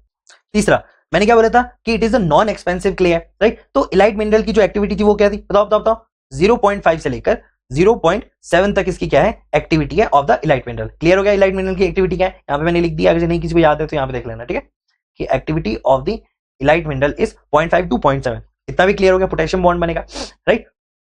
यानी क्या बोल सकता हूं मैं, इसकी एक्टिविटी अगर 0.5 से लेकर 0.7 तक, तो मुझे ये भी बताओ कि क्या होगा, ये मीडियम एक्टिव होगा। क्या होगा ये, it will be medium active clay. तो अब मुझे बताओ कि इसमें स्वेलिंग श्रिंकेज होगी, डेफिनेटली होगी, लेकिन किससे कम होगी, इससे वाटर बॉन्ड से कम होगी, लेकिन हाइड्रोजन बॉन्ड से क्या होगी, ज्यादा होगी। क्यों, क्योंकि जो हमारा पोटेशियम बॉन्ड है वो क्या होता है, लेस स्ट्रॉन्गर देन होता है हाइड्रोजन बॉन्ड। क्लियर हो गया इतना चीज। इलाइट का क्रिस्टल स्ट्रक्चर समझ आया कि 2 लेयर्स 2:1 की बनती है, एक 2 हमारे सिलिकेट होते हैं, एक होता है गिब्साइट। समझ में आया, पोटेशियम बॉन्ड से एक दूसरे के साथ कनेक्टेड होते हैं। तीसरा, इस क्ले सॉलिड की ओवरऑल थिकनेस कितनी होगी, ओवरऑल थिकनेस कितनी होगी इस क्ले सॉलिड की। क्या यहाँ पे लॉन्ग चेन फॉर्मेशन बनेगी, डेफिनेटली लॉन्ग चेन फॉर्मेशन जो है वो यहाँ पे भी पॉसिबल नहीं है, क्योंकि हाइड्रोजन बॉन्ड की तरह क्या है, स्ट्रॉन्गर नहीं है। लेकिन यहाँ पे किससे ज्यादा होगी थिकनेस, इसकी थिकनेस क्या केओलाइट से ज्यादा होगी, क्या केओलाइट से इसकी ज्यादा होगी थिकनेस, या फिर मोनोलाइट से क्या होगी, कम होगी, है ना? तो यहाँ पे क्या है कि जब हाइड्रोजन बॉन्ड की बात की थी तो वो केओलाइट में आता था, तो लॉन्ग चेन फॉर्मेशन होती थी। मोनोलाइट में लॉन्ग चेन फॉर्मेशन प्रेजेंट नहीं है, लेकिन ये जो इसकी थिकनेस है ना वो इन बिटवीन रहती है। इनकी कितनी थी, 15 से लेकर 2000 तक, इसकी कितनी 3 न्यूटन मीटर की थी। इसकी जो रहती है ना थिकनेस वो रहती है 30 न्यूटन मीटर तक। कितनी रहती है, 30 न्यूटन मीटर तक इसकी क्या रहती है, ओवरऑल जो है हमारी क्या रहती है, इसकी थिकनेस रहती है। इतना क्लियर रहेगा, इन बिटवीन रहेगी ना, ये इन दोनों के बीच में ही रहेगी, क्योंकि मोनोलाइट हमारा एक्स्ट्रा वहां चला गया, राइट? अच्छा, जब मैंने यहाँ पे लेटराइट की बात की थी तो लेटराइट मैंने पहले ही बताया था कैसे बनता है लेटराइट। ये क्या होता है कि एक्सट्रीमली हाई लीचिंग की वजह से क्या बनता है, हमारा कंडीशन में लेटराइट बनता है। लेकिन इस कंडीशन में आप बोलोगे कि सर इलाइट नहीं बनता, नहीं, इलाइट जो है ना उससे बना है हमारा लेटराइट। मतलब कि माइका से टूट के इलाइट बना है, और बहुत ज्यादा बारिश होने के बाद हमारे पास लेटराइट बना है। तो इलाइट क्या हो जाएगा उस टाइम पे, कंप्लीटली डिस्ट्रॉय हो जाएगा, ठीक है? मेनली जो इलाइट है वो किससे बन रहा है, जो भी इलाइट है वो एक सिलिका शीट, दो सिलिका शीट एक गिब्साइट से बन रहा है, राइट? और यहाँ पे प्रेजेंट क्या है, एल्यूमिनियम प्रेजेंट है ना? यहाँ पे और क्या है, एल्यूमिनियम प्रेजेंट है, पोटेशियम प्रेजेंट है। लेकिन जब लेटराइट की बात करते हैं ना तो यहाँ पे प्रेजेंट होता है क्या, आयरन एंड एल्यूमिनियम। इतना भी समझ आया? ये जो मैंने पहले बताया था, मैं दोबारा से रिवीजन कर रहा हूँ वो जो मैंने पहले बताया था आपको, राइट? क्लियर हो गया सब कुछ, बस इतना ही है। इलाइट में इससे ज्यादा समझने की बात नहीं है, बस माइका के बारे में पता था, टूटने वाला बता दिया, केओनाइट वाला। दूसरा क्या है कि किस तरह से क्ले सॉलिड बनता है, इसकी ये कितनी है, नेगेटिवली चार्ज रहता है ना? और क्या है, और भी कुछ ज्यादा नहीं है इसमें, ठीक है? अब पढ़ते हैं वहां पे क्या लिखा था। तो यहाँ पे इलाइट मिनरल क्या लिखा है, यहाँ पे इलाइट मिनरल में अब आपको सब कुछ समझ आएगा कि इलाइट एक तरह का क्या है, क्ले मिनरल है, जिसका स्ट्रक्चर क्या होता है, मोनोलाइट की तरह होता है। एक ऑक्टाइडल शीट रहती है, 2 टेट्राइडल शीट के बीच में रहती है, ठीक है? जो इसका की डिफरेंस है वो क्या है, हमारे पास जो इलाइट है उसमें 20% सिलिकॉन एटम्स, क्या 20% सिलिकॉन एटम्स कोई भी टेट्राहेड्रल लेयर्स में क्या हो जाते हैं, रिप्लेस हो जाते हैं एल्यूमिनियम एटम से, जिसकी वजह से क्या बनता है, एक स्ट्रॉन्ग नेगेटिव चार्ज बनता है। और इस चार्ज को बैलेंस आउट या न्यूट्रलाइज करने के लिए क्या बनता है, हमारे पास पोटेशियम के पॉजिटिव आता है, ठीक है? वो फिट हो जाता है टाइटली बिटवीन द लेयर्स, और वो लेयर्स की वजह से क्या बनता है, ये जो इलाइट के बॉन्ड्स हैं वो क्या होते हैं, आयनिक बॉन्ड बनते हैं, mainly due to the potassium की वजह से, which are stronger than the water bond, ठीक है? ये चीज मैंने बता दी थी कि वाटर बॉन्ड से स्ट्रॉन्गर है, बट वीकर किससे होंगे, हमारे वीकर होंगे हाइड्रोजन बॉन्ड से, राइट? केओनाइट में, जिसकी वजह से क्या है कि show a very limited swelling ज्यादा नहीं होगी जितनी की मोनोलाइट देखने को मिलती है, और इसकी थिकनेस क्या रहती है, अराउंड 10 एंगस्ट्रॉम, जो कि मैंने बताई थी मोनोलाइट में भी, ठीक है? और ओवरऑल जो इसके लेयर का स्ट्रक्चर है वो क्या रहता है, जनरली स्टेबल रहता है, इतनी ज्यादा इंपॉर्टेंट नहीं है। Illite is commonly found in sediments, rocks and soil such as a laterite. मैंने बताया था ना लेटराइट कैसे बनेगा। अच्छा, इसका एग्जांपल क्या है, ग्लूकोनाइट, जो कि क्या एक ग्रीक ले है, जो ऑफनली मराइन सेडिमेंट्स होते हैं, ठीक है? स्वेलिंग बिहेवियर क्या है इसका, मॉडरेट है, यानी लेस से लेकर मॉडरेट तक है, और मोर देन द केओनाइट। अच्छी चीज मैंने आपको सब क्लियर कर दी, राइट? अच्छा, यहाँ पे भी देख लो कि क्या लिखा था, एग्जांपल फ्रेंच ग्रीन क्ले, ठीक है? ये है। दूसरा क्या है, यहाँ पे हमारे को बता टेट्राहेड्रल, ऑक्टाहेड्रल, और ये डिस्टेंसिव बता दी थी। और यहाँ पे क्या बनता है हमारा, पोटेशियम बाइंड लेयर टुगेदर, ठीक है? पोटेशियम की वजह से क्या बन रहा है हमारे पास, ये 2 बॉन्ड जो है अच्छे से एक दूसरे के साथ टाइटली पैक हो रहे हैं, और ओवरऑल जो स्ट्रक्चर है वो क्या रहेगा, वो रहेगा मोर स्टेबल। क्या रहेगा, मोर स्टेबल। स्टेबल की वजह से क्या है, स्वेलिंग एंड श्रिंकेज जो है वो लिमिटेड है, ऐसा नहीं कि है नहीं, पर वो क्या है, लिमिटेड है एज कंपेयर टू किससे, as compare to water bond. Water bond में क्या थी, ज्यादा थी। ये कर दिया हमने इलाइट, बल्कि हमारे सारे के सारे क्या हो गए, जो भी हमारे क्रिस्टल स्ट्रक्चर थे किस तरह से वो क्या है प्रेजेंट होते हैं इन द नेचर, वो सब कुछ मैंने आपको बता दिया, राइट। अब नेक्स्ट टॉपिक आगे बढ़ते हैं, ठीक है। नेक्स्ट टॉपिक है हमारा how the fibres make the soil stronger. Basically ये क्या बोलना चाह रहा है ना, मतलब अभी तो मैं टॉपिक में नहीं आ रहा हूं, पहले मैं और चीजें आपको डिस्कस कर लेता हूं कि देखो जब हम सॉइल को देखते हैं ना, सॉइल का मतलब सिर्फ और सिर्फ मिट्टी नहीं होता है। इसका मतलब ये होता है ना कि जो भी उसके पार्टिकल है ना, सॉइल के छोटे छोटे पार्टिकल है, ये किस तरह से सॉइल में यानी जमीन के अंदर वो किस तरह से क्या है डिपॉजिट होंगे, यानी वो एक स्पेसिफिक अरेंजमेंट होगी। अब इस स्पेसिफिक अरेंजमेंट जो है वो किस पे डिपेंड करेगा कि पार्टिकल का साइज कितना है, ठीक है। जैसे कि हम क्या बोलते हैं, पार्टिकल साइज से क्या मतलब है आपका, पार्टिकल साइज से मतलब है सर कि आप देख रहे हो सैंड को देख रहे हो जब, तो सैंड का जो अरेंजमेंट होगा वो क्या होगा, डिफरेंट होगा। किससे, क्ले के अरेंजमेंट से वो डिफरेंट होगा, है कि नहीं, क्ले के अरेंजमेंट से डिफरेंट होगा। या फिर जब हम ग्रेवल की बात कर रहे हैं तो ग्रेवल में क्या है कि जब उसका डिपोजिटेशन होगा, कहीं पे भी यहाँ पे लिखा है ना कि डिपोजिशन ऑफ द सॉइल। अच्छा, डिपोजिशन का मतलब क्या है कि जब हम सॉइल जो हमारी है नेचर में प्रेजेंट है वो क्या कर रही है, नीचे जा रही है। अच्छा, वो नीचे जा रही है तो वो क्या कर रही है, डिपॉजिट हो रही है। अभी जब डिपॉजिट हो रही है किसी ना किसी एक स्पेसिफिक अरेंजमेंट से ये क्या होगी, डिपॉजिट होगी, ठीक है, जिसकी वजह से किसी मिट्टी की जो है सिग्निफिकेंट प्रॉपर्टीज को ये क्या करता है, अडर करता है, यानी उसको चेंज करता है या कुछ और करता है। तो वो सब बात करने जा रहे हैं हम यहाँ पे, ठीक है। तो बेसिकली क्या बोलना चाह रहा है कि ये जो अरेंजमेंट है ये किस पे डिपेंड करेगा, ये डिपेंड करेगा कि वो सॉइल जो है कि वो सिंगल ग्रेन है ना, या फिर वो क्या फ्लोकुलेटेड या फिर हनीकॉमिंग है ना। फ्लोकुलेटेड यहाँ पे भी लिखा है देखो, फ्लोकुलेटेड या डिस्पर्स स्ट्रक्चर फाउंड है, तो या फिर वो क्या है, हनीकॉम स्ट्रक्चर है। तो इन सब पे डिपेंड करेगा कि वो किस तरह से डिपॉजिट होगा हमारी जमीन के अंदर। इतना क्लियर हो गया जो भी मैंने आपको छोटा सा पॉइंट बताया, ठीक है, इस टॉपिक से पढ़ने से पहले, राइट। क्लियर हो गया ये चीज कि हनीकॉम स्ट्रक्चर ये क्या है। अच्छा, बेसिकली जो भी चीज मैंने बोली ना वो चीजें आपको इसलिए इंपॉर्टेंट है कि देखो जैसे मैंने अभी बोला कि देखो सॉइल जो है, सॉइल मिट्टी नहीं होती है, उसके छोटे छोटे पार्टिकल्स होते हैं। अभी पार्टिकल जो डिपोजिशन होता है इसकी वजह से क्या है, डिपोजिशन होगा जमीन पे। अभी किस तरह से होगा, डिपेंड किस पे करेगा, उसके पार्टिकल साइज पे। पार्टिकल साइज पे डिपेंड करेगा ना कि क्या सॉइल का पार्टिकल का साइज क्या है, कि वो सैंड है या क्ले है या फिर वो सेल्ट है कि नहीं, उस पर डिपेंड करता है। दूसरा, जब हम सॉइल की डिपॉजिट हो रही होगी ना कहीं पे भी, तो कौन सा फोर्स एक्ट कर रहा होगा, जैसे कि मतलब कोई भी, मतलब अभी देख लो सरफेस इलेक्ट्रिक फोर्स की वजह से वो डिपॉजिट हो रही है, या फिर वो किसकी, सिर्फ और सिर्फ ग्रेविटी अलोन की वजह से डिपॉजिट हो रही है। अब मैंने क्या बताया था, जब हम क्ले को देखते हैं तो उसका पार्टिकल क्या होता है, नेगेटिवली चार्ज होता है। अब नेगेटिवली चार्ज होता है तो इस नेगेटिव चार्ज की वजह से जो उसकी डिपॉजिशन है ना उस पर भी फर्क पड़ जाता है। समझ में आ रहा है क्या बोल रहा हूं मैं, कि उसकी डिपॉजिशन में फर्क पड़ जाता है। तो इन दोनों चीजों की कॉम्बिनेशन की वजह से क्या होता है कि अलग अलग टाइप की जो सॉइल स्ट्रक्चर है वो बनते हैं, ठीक है। अब सॉइल स्ट्रक्चर बनते हैं तो कैसे कैसे बनते हैं कि वो देखो सिंगल ग्रेन बन रहा है ना, मतलब सैंड में ही होता है सिर्फ और सिर्फ सिंगल ग्रेन, है ना, सैंड में या फिर वो क्या बन रहा है, या फिर वो फ्लोकुलेटेड या डिस्पर्स बन रहा है ना, ये फ्लोकुलेटेड या डिस्पर्स बन रहा है सिर्फ और सिर्फ किस में होता है, ये क्ले में होता है। ये चीज मैं भी आपको क्लियर कर दूंगा, क्या बोलना चाह रहा हूं मैं आपको, ये सब आपको अभी क्लियर हो जाएगा, ठीक है। या फिर वो हनीकॉम यानी सिल्ट में। तो ये जो छोटे छोटे पॉइंट्स है ना, ये आपको क्या करते हैं, एक बेस बना देते हैं। इस बेस को बनाने के लिए मैं छोटे छोटे पॉइंट आपके सामने रखता हूं। समझ में आया आपको क्या बोलना चाह रहा हूं मैं। अब हम देखते हैं, अगर जब हम सिंगल ग्रेन की बात करें ना, है ना, मैं पहले यहां पे पढ़ा लेता हूं ना, फिर अच्छे से आपको क्या करूंगा, मैं दूसरी साइड भी पढ़ा लूंगा। ये देखो सिंगल ग्रेन का क्या बात कर रहा है यहाँ पे कि ये सिंगल ग्रेन बेसिकली कहां मिलते हैं। क्वेश्चन तो ये ना कि कहां मिलते हैं, कहां पे मिलते हैं हमें कोई सिंगल ग्रेन। बेसिकली ना ये जो सिंगल ग्रेन है ना, ये हमें कहां मिलते हैं, कहां मिलते हैं हमें को, कोर्स ग्रेन सॉइल में मिलते हैं। कहां मिलते हैं, कोई भी पूछेगा सिंगल ग्रेन कहां मिलेंगे तो मैं बोलूंगा सर ये ना हमें को कोर्स ग्रेन सॉइल में मिलते हैं, जैसे कि सैंड में हो गया, या फिर कहां पे मिल गया, हमें ग्रेवल में मिल गया। क्लियर हो गया ये चीज, ठीक है। अच्छा, दूसरा, ये बनते कैसे हैं। क्वेश्चन तो ये है ना कि पहला तो क्या है कि कहां मिलते हैं, दूसरा कि बनते कैसे हैं, है ना, ये बनता कैसे है। अच्छा, ये बनता कैसे है इसके बारे में जानना इंपॉर्टेंट है कि जब सॉइल जो पार्टिकल है ना, जो सॉइल के पार्टिकल है बेसिकली क्या है, सॉइल के पार्टिकल बेसिकली कोई भी शेप हो सकती है। अब ये जो सॉइल के पार्टिकल है, लेकिन ये क्या कंडीशन के साथ बात कर रहा हूं मैं, सिंगल ग्रेन में क्या बोल रहा हूं कि सॉइल का जो भी पार्टिकल है अगर वो ड्राई कंडीशन में है, किसमें है, ड्राई कंडीशन में है, क्या करेगा, सेटल करेगा। ड्राई कंडीशन में जब वो सेटल करता है ना, तो बिना किसी बॉन्डिंग के, किसके, बिना किसी भी बॉन्डिंग के, तो हम उसको बोलते हैं सिंगल ग्रेन। अब इसको कंपाइल कर लो, यानी ये बोलना चाह रहा है ना कि जब भी हम सॉइल पार्टिकल देख रहे हैं और वो क्या बिना किसी बॉन्डिंग के ड्राई कंडीशन में सेटल कर रहे हैं, तब मैं उसको क्या बोलूंगा, सिंगल ग्रेन बोलूंगा, ठीक है। अच्छा, पार्टिकल साइज यहां पे क्या लिखा है, पार्टिकल साइज लिखा है 0.02 mm लिखा है ना। तो ये कहां पे आता है बीच में, ये वाली जो पार्टिकल साइज डिस्ट्रीब्यूशन है ये मैंने आपको क्लियर कर दी थी किस तरह से है, ठीक है। अगर ये नहीं पता है तो जब मैं यहां से हटूंगा ना, अभी मैं इसमें पीपीटी में ही बता रहा हूं आपको सब कुछ, जब मैं पीपीटी से हटूंगा ना तो वहां पे मैं एक टेबल बना दूंगा जिसमें कि मैंने ऐसे बता रखा है आपको, पर अगर ये टेबल बनाते हो तो आपको ज्यादा अच्छे से क्लियर होगा, ठीक है। अच्छा, जो सिंगल ग्रेन है उसमें आपको पता लगे कि पार्टिकल साइज का क्या रोल है ना, क्यों है रोल इसका, क्योंकि देखो सबसे पहली बात यहाँ पे क्या लिखा है, सिर्फ और सिर्फ कोर्स ग्रेन में देखने को मिलेंगे, ठीक है। समझ में आया आपको कोर्स ग्रेन में। और दूसरा क्या, सिंगल ग्रेन क्या है, जब कोई भी सॉइल के पार्टिकल ड्राई कंडीशन में बिना किसी बॉन्डिंग के जब सेटल करते हैं तो उसको सिंगल ग्रेन बोलते हैं। समझ में आया किसके, यानी पार्टिकल एक दूसरे के साथ सिर्फ और सिर्फ क्या है, कॉन्टैक्ट पॉइंट से टच करते हैं, ना कि वो किसी बॉन्डिंग बनाते हैं। मैं बॉन्डिंग का मतलब क्या है कि जैसे हम क्ले में देखते हैं ना, तो क्ले में क्या होता है कि बॉन्डिंग बन जाती है, क्या है, एक नेगेटिव चार्ज है, दूसरा भी नेगेटिव चार्ज है, तो इनकी वजह से क्या होता है कि यहाँ पे ना हमको बॉन्डिंग देखने को मिलती है। लेकिन सैंड में कोई चार्ज देखने को मिलता है क्या, क्वेश्चन उठता है कि सैंड में कोई भी चार्ज होता है क्या, बताओ, नहीं होता है। क्यों नहीं होता है? क्योंकि there is no mineral over there. ठीक है, कोई भी मिनरल्स नहीं है, उसकी वजह से क्या है कि यहां पे आपको कोई भी बॉन्डिंग देखने को नहीं मिलेगी। ये सिर्फ और सिर्फ अंडर द ग्रेविटी एक्शन क्या है, नीचे डिपॉजिट होते हैं।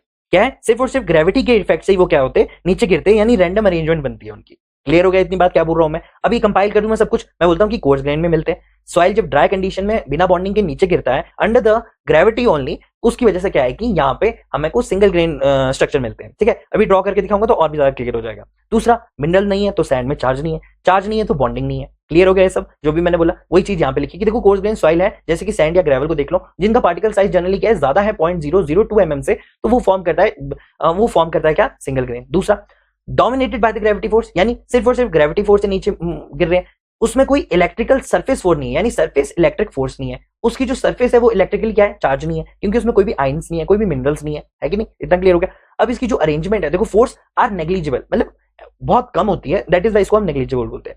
अब जो पार्टिकल है वो क्या रहते हैं, रिमेन ज्यादातर क्या रहते हैं, सेपरेट रहते हैं, और वो सिर्फ और सिर्फ कॉन्टैक्ट में रहते हैं only due to their weight. Example, dry sand हो गया। दूसरा, प्रॉपर्टीज क्या है कि इनकी परमेबिलिटी क्या रहती है, हाई रहती है, no cohesion will be there, और लो कंप्रेसिबिलिटी रहती है। सैंड को दबा के देखोगे ना तो आपको लगेगा कि मतलब इतनी ज्यादा कंप्रेसिबल नहीं। अब कंप्रेसिबल चीज मैंने आपको बता दी थी। अगर जो आप क्या करो कि आप अगर जो क्या करो आप अगर जो आप फॉरेस्ट में चलोगे ना, तो फॉरेस्ट में आप अगर जो नंगे पांव चलोगे तो आपको क्या दिखेगा कि वहां की जो सॉइल है वो इजिली कंप्रेस हो रही है। समझ रहे हो, इजिली कंप्रेसिबल, यानी high compressibility will be there, उसको दबाने पे क्या है कि बहुत ज्यादा कंप्रेस हो रही है। लेकिन सैंड में ऐसा नहीं होता है। जब आप सैंड में चलते हो तो आपको पता है कि वहां पे कंप्रेसिबिलिटी कम है। दूसरा, ड्राई सैंड है, यहाँ पे ड्राई सैंड लिखा है, वेट सैंड क्यों नहीं लिखा, ये चीज भी मैं आपको बाद में क्लियर कर दूंगा। अभी नहीं आएगा वो चीज, वो थोड़ी देर बाद आएगी कि ड्राई सैंड की क्यों बात की, वेट सैंड क्यों नहीं बात की। तो इंपॉर्टेंट पॉइंट क्या है, ड्राई सैंड इसका एग्जांपल है, low compressibility will be there, high permeability there. अगर जिस सैंड में थोड़ा सा भी पानी डालोगे तो क्या पता चलेगा आपको, नीचे चल जाता है, बहुत ज्यादा नीचे चल जाता है। क्यों? क्योंकि there will be high permeability over there. Clear हो गया इतना सब कुछ, है ना? दूसरा, इसकी प्रॉपर्टीज बेसिकली ये नहीं है, हाई परमेबिलिटी वगैरह ये भी है, साथ में आप ऐसे भी लिख सकते हैं इसकी प्रॉपर्टी क्या है कि जो फ्रिक्शन है ना, सिर्फ और सिर्फ किस पे डिपेंड करते हैं इसकी प्रॉपर्टी, एक तो फ्रिक्शन पे डिपेंड करती है, दूसरा इसकी जो स्ट्रेंथ रहती है वो भी जनरली क्या रहती है, लो रहती है। कब रहती है लो? लो होती है जब वो क्या होती है, लूज होती है। जब हमारी सैंड लूज होगी तो स्ट्रेंथ क्या रहेगी, लूज रहेगी। और स्ट्रेंथ हाई कब रहेगी, बताओ बताओ बताओ बताओ। वेरी गुड, जब वो डेंस कंडीशन में रहेगा तो उस केस में उनका स्ट्रेंथ जो है वो ज्यादा रहेगा। ठीक है, अच्छा बेसिकली यहीं पे बता देता हूं मैं कि ड्राई सैंड पे क्यों बात की। जैसे हम बात करते हैं ना वाटर वेट सॉइल की, तो वाटर होने पर क्या होता है कि कैपिलरी एक्शन की वजह से क्या होता है, कोहेजन मिलता है हमें। क्या मिलता है? कोहेजन मिलता है। लेकिन हमने प्रॉपर्टी में क्या लिखा है, नो कोहेजन लिखा है कि नहीं? अच्छा, तभी तो हमने बोला सिर्फ और सिर्फ ड्राई सैंड। ठीक है, यहाँ पे बल्किंग ऑफ सैंड होती है जो कि मैं आपको बाद में बताऊंगा, अभी उसके साथ टच नहीं करते। तो सिंगल ग्रेन आपको क्लियर होगा क्या बोल रहा हूं। अब इसको कंपाइल करके बताऊं, कोर्स ग्रेन सॉइल के लिए होता है, अंडर द ग्रेविटी फॉल करता है, no surface electric force will be there. क्या है? No surface electric force will be there. अब जो सैंड है, यहीं पे बता देता हूं मैं कि अगर मैं सैंड की बात कर रहा हूं, मान लो कि आप क्या करो, एक ग्लास लो। क्या करो, आप एक ग्लास लो। अच्छा, इस ग्लास को लेने का क्या मतलब है? अच्छा, ग्लास लिया, ये क्या है, एक तरह का ग्लास है, और ग्लास में आप क्या करो, सैंड डाल दो। अब मैंने सैंड डाल दी तो आपको क्या पता है कि मान लो कि इसमें अगर जो वाटर भी है तो सैंड आपको क्या पता है कि वो नीचे जाके बैठ जाएगी, बैठती कि नहीं, पता है ना आपको ये चीज बैठती है। तो जब सैंड बैठती है ना तो उसका जो अरेंजमेंट है वो बिना किसी इलेक्ट्रिक फोर्स के क्या है, एक दूसरे के साथ कनेक्टेड है, और सिर्फ उसमें क्या है, उसके सेल्फ वेट की वजह से वो एक दूसरे के ऊपर क्या होती है, बैठती है। राइट, यहां पे क्या है, आपको सैंड दिख रही है, ये क्या सैंड के पार्टिकल है। तो यहाँ पे मैंने अच्छे से ड्रॉ कर लिया है ताकि आपको पता लग जाए कि ये यहाँ पे क्या है, कि ये देखो ये है हमारा सिंगल ग्रेन। क्या बोलना चाह रहा हूं, ये है सिंगल ग्रेन स्ट्रक्चर। कैसे होगा सिंगल ग्रेन स्ट्रक्चर, कि बिना किसी ग्रेविटी, बिना किसी सरफेस इलेक्ट्रिक फोर्स के ये क्या बनता है हमारा, इस तरह से बनता है। इसको मैं बड़ा करके यहाँ पे अगर दिखाऊं तो कैसे लगेगा आपको पता कि ये सिंगल ग्रेन है। सैंड के जो भी पार्टिकल्स हैं सिर्फ और सिर्फ अपने वेट की वजह से एक अरेंजमेंट में आ जाएंगे, और वो अरेंजमेंट क्या रहेगी, सिंगल ग्रेन। क्या रहेगी वो, सिंगल ग्रेन रहेगी। यानी सिंगल सिंगल पार्टिकल जो है अपने वेट की वजह से और सिर्फ ग्रेविटी की वजह से एक दूसरे के साथ क्या है, कनेक्टेड है। अगर मैं इसको थोड़ा सा भी डिस्टर्ब करूंगा फिर इनकी अरेंजमेंट चेंज हो जाएगी, होगी कि नहीं। तो ये हमारा क्या हो गया, सिंगल ग्रेन स्ट्रक्चर। लग गया, दिख गया भी पता किस तरह से सिंगल ग्रेन स्ट्रक्चर बनेगा, कब बनेगा और किसमें बनेगा, ये चीज मैंने आपको क्लियर कर दी कि किसमें बनेगा। क्लियर हो गया इतनी बात हमारी, इसमें कोई दिक्कत तो नहीं आपको सिंगल ग्रेन के बारे में, है ना। और इसकी प्रॉपर्टी वगैरह क्या है, ये देखो फ्रिक्शन पे डिपेंड करता है। दूसरा, स्ट्रेंथ लो रहेगी लूज पे, हाई रहेगी डेंस पे। वाटर होने के बाद, अच्छा वो चीज मैं पहले बता दूंगा, यानी अगर जो वाटर होगा तो क्या होगा, बेसिकली वहां पे कोहेजन डेवलप हो जाएगा। राइट, तो हम सिर्फ और सिर्फ चाहते हैं सिंगल ग्रेन स्ट्रक्चर के बारे में। तो ड्राई सैंड इसका एग्जांपल है। सिर्फ पार्टिकल साइज कौन सा रहेगा इसका, यहाँ पे देखो ध्यान से देखो कितना है, 0.02 mm इसका पार्टिकल साइज आएगा। ठीक है, समझ में आया। No surface electric force will be there, है ना। तो यहाँ पे क्या लिख सकते हैं, no surface electric force will be there. यानी सरफेस इलेक्ट्रिक फोर्स यानी सरफेस पे जो भी हमारा चार्ज है उस चार्ज की वजह से जो भी बॉन्डिंग बनेगी उसके बारे में बात कर रहा है, ठीक है। अब ग्रेविटेशनल फोर्स की वजह से ये आएगा, प्रेजेंट होगी ग्रेविटेशनल फोर्स। क्लियर हो गया इतना चीज, ये सारी चीजें मैंने आपको बता दी, ठीक है। अब नेक्स्ट कौन से पढ़ते हैं हम, या तो हम फ्लोकुलेटेड पे पढ़ते हैं, हनीकॉम्ब पे पढ़ते हैं, ठीक है। हनीकॉम्ब पढ़ लेते हैं पहले, यहाँ पे रहा हमारा हनीकॉम्ब, ठीक है। हनीकॉम्बिंग पढ़ते हैं। हनीकॉम्बिंग से पहले ये सब कुछ पता लग गया आपको जो मैंने बताया कि यहाँ पे क्या हो रही है, हमारी सिर्फ और सिर्फ नॉर्मल पैकिंग हो रही है। यहाँ पे क्या हो रही है, नॉर्मल पैकिंग, ठीक है। सैंड क्या है, अगर जो फास्ट अगर मैं इसको क्या करूं, यहाँ पे मैं चम्मच डाल के इसको हिला दूं तब भी क्या सैंड का अरेंजमेंट इसी तरह से होगा, नॉर्मल पैकिंग की तरह होगा। इसमें कोई भी मतलब एक स्पेसिफिक स्ट्रक्चर नहीं बनेगा, समझ गए ना। एक specific structure will not be there sand में। क्लियर हो गया इतना। अब हनीकॉम्बिंग पढ़ते हैं, ठीक है। अब इसको जनरलाइज वे में समझो, है ना। हनीकॉम्ब स्ट्रक्चर के बारे में पढ़ रहे हैं तो सबसे पहले इसके अगर मैं साइज की बात करूं, उसी की चीज के बारे में बात करें, हम सेल्ट की बात करें तो सेल्ट में अगर मैं सिर्फ और सिर्फ किसकी बात करूं, साइज की बात करूं तो साइज तो आपको पता है 0.002 mm से लेकर कहां तक होता है 0.075 mm तक क्या है, मतलब बेसिकली किसके between the sand and clay के बीच में, ठीक है। सैंड और क्ले के बीच में क्या आता है, हमारा सेल्ट आता है। समझ में आया। तो इसका स्ट्रक्चर का साइज जो है वो आपको पता लग गया कि ये स्ट्रक्चर किस पे बनेगा, किस पे बनेगा, ये सिर्फ और सिर्फ किस पे बनेगा, हमारा इस साइज के बीच में रहने वाले जो भी चीज है उसमें बनेगा। उसमें क्या आता है, सेल्ट आता है। तो सिर्फ और सिर्फ सेल्ट की बात हो रही है यहाँ पे। क्लियर हो गया, इतनी चीज क्लियर होगी। दूसरा, अब मैं क्या बात कर रहा हूँ, जो भी हमारा सेल्ट है ना, इस सेल्ट पे ना चार्ज होते हैं। क्या होते हैं इसमें, एक चार्ज होते हैं। अब क्वेश्चन उठता है कि सर ये चार्ज आते कहां से और कौन से चार्ज रहते हैं हमारे सेल्ट पे, ये जानना जरूरी है ताकि हमें क्या पता चल सके हनीकॉम्ब स्ट्रक्चर कैसे बना। बेसिकली हनीकॉम्ब स्ट्रक्चर कैसे बना ये चीज हम पता कर रहे हैं। तो सेल्ट जो चार्ज है ना, बेसिकली क्या है कि जो सेल्ट पार्टिकल है ना, मान लो कि ये जो मैंने बनाया ना यहाँ पे, ये क्या है, एक तरह का सेल्ट का पार्टिकल है। इसको मैं आराम से पढ़ा रहा हूँ, ठीक है। ये जो सेल्ट का पार्टिकल है ना, इसका जो बिहेवियर है ना, वो ना बिल्कुल क्ले जैसा नहीं होगा।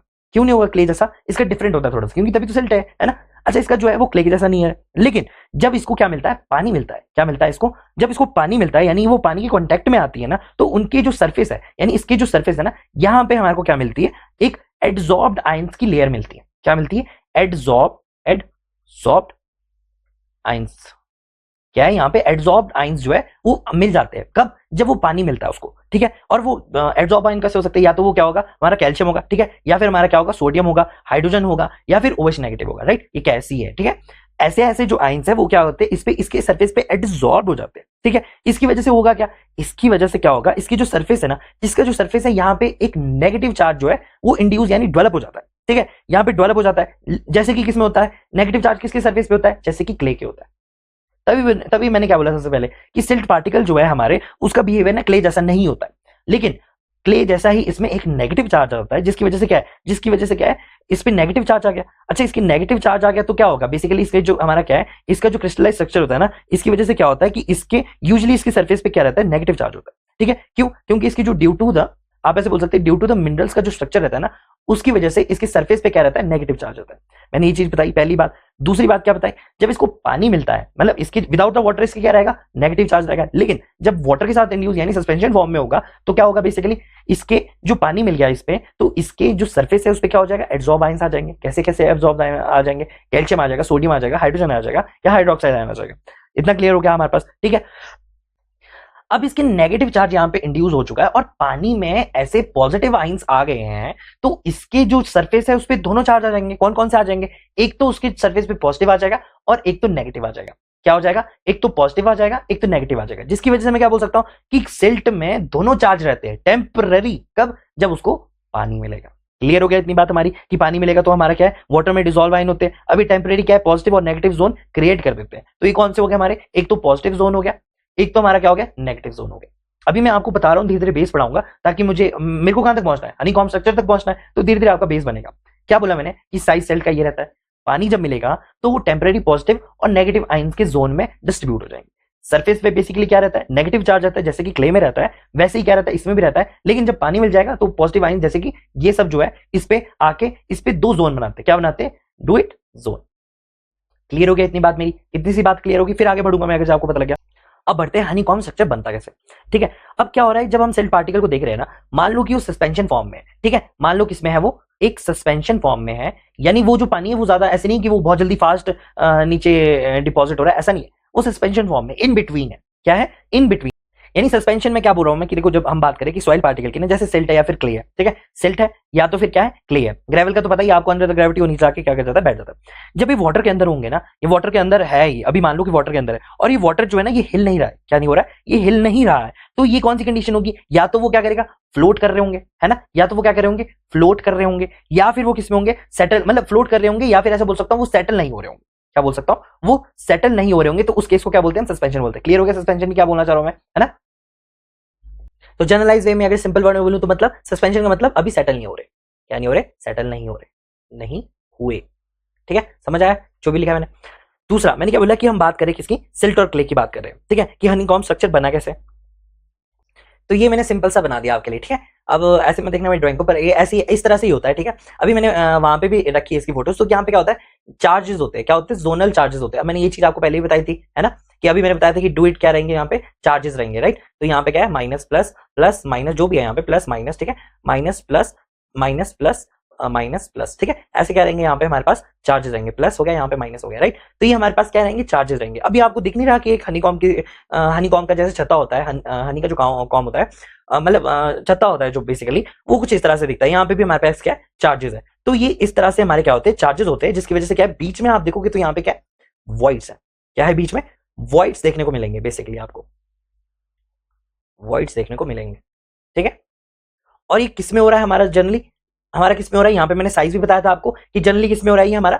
यहाँ पे देखो साइज, साइज कौन से में लाया करता है, ये इतने से इतने में बीच में हमारा क्या है, हनीकॉम्ब स्ट्रक्चर जो है वो बनता है, ठीक है। अच्छा, ये जो है एक दूसरे के आसपास हुआ है, आसपास आगे तो एक दूसरे को क्या करेंगे, अट्रैक्ट करेंगे। क्यों करेंगे अट्रैक्ट, क्योंकि नेगेटिव पॉजिटिव को अट्रैक्ट करता है और पॉजिटिव नेगेटिव को अट्रैक्ट करता है कि नहीं ये बात। अच्छा, जब एक दूसरे को due to the opposite charge जोन क्या है, एक दूसरे को एक दूसरे को क्या करेंगे, अट्रैक्ट करेंगे, और रैंडमली क्या करते हैं, एक नेट लाइक ओपन, क्या बोल सकते हैं, नेट लाइक ओपन स्ट्रक्चर जो है इसका बनता है। क्या बनता है, net like open structure. Net देखा आपने, जब आप क्या बोलते हैं, टेनिस खेलते हो, है ना, तो क्या बोलते हैं, उसमें भी होता है नेट, या फिर कोई भी नेट देख लो, तो वैसे जो नेट है वैसे देखा, बीच में क्या है, आपको वॉइड्स देखने को मिलेंगे, ठीक है। अब ये जो स्ट्रक्चर है ना, ये तब तक ही क्या रहेगा, स्टेबल रहेगा। कब तक रहेगा ये स्टेबल, ये तब तक ही क्या रहेगा, स्टेबल रहेगा, जब तक कि इसमें क्या, कोई भी एक्सटर्नल लोड या फिर वाटर का प्रेशर, क्या है, वाटर के प्रेशर से ही क्या ना हो जाए, कोलैप्स ना हो जाए, ठीक है। अच्छी खासी स्ट्रेंथ रहती है इसकी, बेसिकली ऐसा नहीं कि स्ट्रेंथ नहीं रहेगी। देखो यहां पे क्या हो रहा है कि देखो, जब हम सस्पेंशन में देख रहे हैं तो ये क्या कर रहे हैं, फॉल डाउन कर रहे हैं। क्या कर रहे हैं, ये इंडिविजुअली मान लो कि ये फॉल डाउन कर रहे हैं, राइट। पर ये अंडर द ग्रेविटी जब ये फॉल डाउन कर रहे हैं, तो मान लो कि यहां पे भी एक पार्टिकल है, यहां पे पार्टिकल है, ऊपर से आने वाला पार्टिकल क्या है, due to the opposite charge क्या है, एक दूसरे को क्या कर रहे हैं, ये अट्रैक्ट करके एक क्या कर रहे हैं, एक स्ट्रक्चर फॉर्म कर रहे हैं। अब इस स्ट्रक्चर की फॉर्मेशन की वजह से क्या है कि स्ट्रेंथ जो है इसकी जनरली ज्यादा रहती है। ऐसा नहीं कि भाई ये बेकार है, इसकी स्ट्रेंथ रहती है, लेकिन ये कब तक स्टेबल है, जब तक कि आपने इसको रीमोल्ड नहीं किया, ठीक है। जब तक आपने इसको ऊपर की जो सॉइल है इसको आपने क्या तोड़ा नहीं है, वाइब्रेटर से चेंज नहीं किया है, तब तक इसकी स्ट्रेंथ क्या रहती है, ओके ओके रहती है। पर जैसे ही इसकी स्ट्रेंथ कम हो जाएगी, क्या हो जाएगी, इसकी स्ट्रेंथ जो है वो कम हो जाएगी, ये क्या हो जाएगा, ये कोलैप्स हो जाएंगे, यहां से ये टूट जाएगा ना, ये वाले बॉन्ड सारे हमारे क्या हो जाएंगे, टूट जाएंगे, और इसके ऊपर बना हुआ जो घर है उसमें क्या देखने को मिलेगा, क्रैक्स देखने को मिलेगा, है कि नहीं। किसमें बात कर रहे हैं हम, सिर्फ और सिर्फ सिल्ट की बात कर रहे हैं कि सिल्ट जब सस्पेंशन फॉर्म में रहेगा तो ये वाला स्ट्रक्चर बनेगा, और जब ये वाला स्ट्रक्चर बनेगा और बिना रिमोल्ड के देखे, यानी उसको अभी चेंज ना करे, उसको वाइब्रेट ना करे, तो वो बिल्कुल स्ट्रेंथ देगा। लेकिन जैसे ही आपने उसको चेंज किया, यानी अर्थक्वेक वगैरह आ गया, तो ये क्या करेगा, एकदम से फॉल डाउन कर देगा, जिसकी वजह से यहाँ पे क्या है, क्रैक्स देखने को मिलेंगे, ठीक है। समझ में आया आपको। अच्छा, ये चीज मैंने आपको बता दी। तो हनीकॉम्ब स्ट्रक्चर आपको क्लियर होगा किस तरह से हनीकॉम्ब स्ट्रक्चर बना है आपका। इसको कंपाइल करके बोलूं तो क्या बोल सकता हूं मैं, कि देखो यहीं से देख लेते हैं कि जब हम सॉइल की देख रहे हैं, सेल के पार्टिकल देख रहे हैं, तो सस्पेंशन फॉर्म में वो सेटल हो रहे होंगे। अब एक दूसरे के आसपास होने की वजह से क्या हो रहा है, एक दूसरे को अट्रैक्ट कर रहे हैं। क्लियर हो गया, एक दूसरे को अट्रैक्ट कर रहे हैं, तो इस तरह का हमारा क्या स्ट्रक्चर का फॉर्म बनना है, जैसे कि हम किस में देखते हैं, हनीकॉम्ब में देखते हैं, उसी तरह से इसका क्या बन रहा है, स्ट्रक्चर बनता है। कब, जब सस्पेंशन फॉर्म में होगा, यानी सेटल नहीं होगा। अब ये स्ट्रक्चर तब तक स्टेबल रहेगा जब तक कि वो एक्सटर्नल लोड की वजह से, यानी प्रेशर की वजह से वो कोलैप्स नहीं हो रहा है। क्लियर हो गया, इतनी बात हमारी क्या है ना। दूसरा इंपॉर्टेंट पॉइंट, कई बार बच्चे बोलते हैं कि सर ये जो हनीकॉम्ब है ना, ये हमेशा बनेगा सेल्ट में। ऐसा बिल्कुल भी नहीं है, ऐसा सोचना भी बहुत गलत है।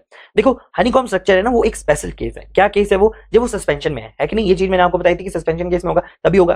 तो हनीकॉम्ब स्ट्रक्चर क्या है कि जब हम सेल पार्टिकल जो है वाटर के अंदर सस्पेंशन फॉर्म में रहेगा, तभी क्या है, जैसे कि रिवर हो गया, यानी लेक्स का पानी हो गया, तो वहां पे क्या है कि यहाँ पे ज्यादातर क्या है, हिलावट नहीं है ज्यादा। अगर जो फास्ट इसकी अगर जो फास्ट वो होगी ना, फास्ट सेटलमेंट होगी, तो हनीकॉम्ब स्ट्रक्चर कभी नहीं बनेगा। तब कौन सा बनेगा, नॉर्मल पैकिंग वाला स्ट्रक्चर बनेगा। कौन सा बनेगा, नॉर्मल पैकिंग वाला। और नॉर्मल पैकिंग वाला कौन सा था, अभी मैंने बताया था कौन सा था, वो सैंड में जो हमें मिलता है नॉर्मल पैकिंग वाला, वो मिलेगा।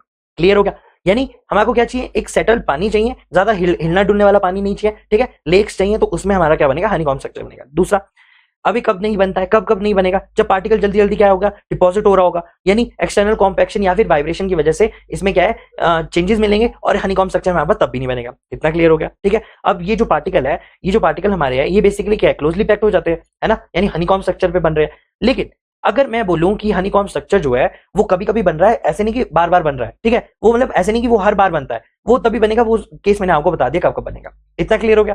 तीसरा, ग्रेविटी का यहाँ पे रोल नहीं है, किसका रोल है यहाँ पे, स्पेसिफिक इलेक्ट्रिक फोर्स का क्या है, ज्यादा क्या है, रोल है कि नहीं। अच्छा, इसमें ग्रेविटी का भी रोल रहेगा, ठीक है, ग्रेविटी का भी रोल रहेगा, क्योंकि तभी वो सस्पेंशन से क्या है, सेटल हो रहा होगा। यानी ग्रेविटी का रोल क्यों रहेगा ये भी देख लो, क्योंकि देखो स्लोली क्या हो रहा है, हमारा सेटल हो रहा है। जब स्लोली सेटल हो रहा है तो वो ड्यू टू सिर्फ और सिर्फ सरफेस इलेक्ट्रिक फोर्स की वजह से तो नहीं हो रहा है, वो नीचे गिर रहा है ना, तो नीचे किससे गिरेगा, ग्रेविटी की वजह से गिरेगा। तो मैं क्या बोल सकता हूँ कि हनीकॉम्ब स्ट्रक्चर में, हनीकॉम्ब स्ट्रक्चर में कौन कौन सी फोर्सेज आ गई हमारी, सरफेस इलेक्ट्रिक फोर्स भी आ गई है, ग्रेविटी फोर्स भी हमारी क्या हो गई है, वहां पे आ गई है।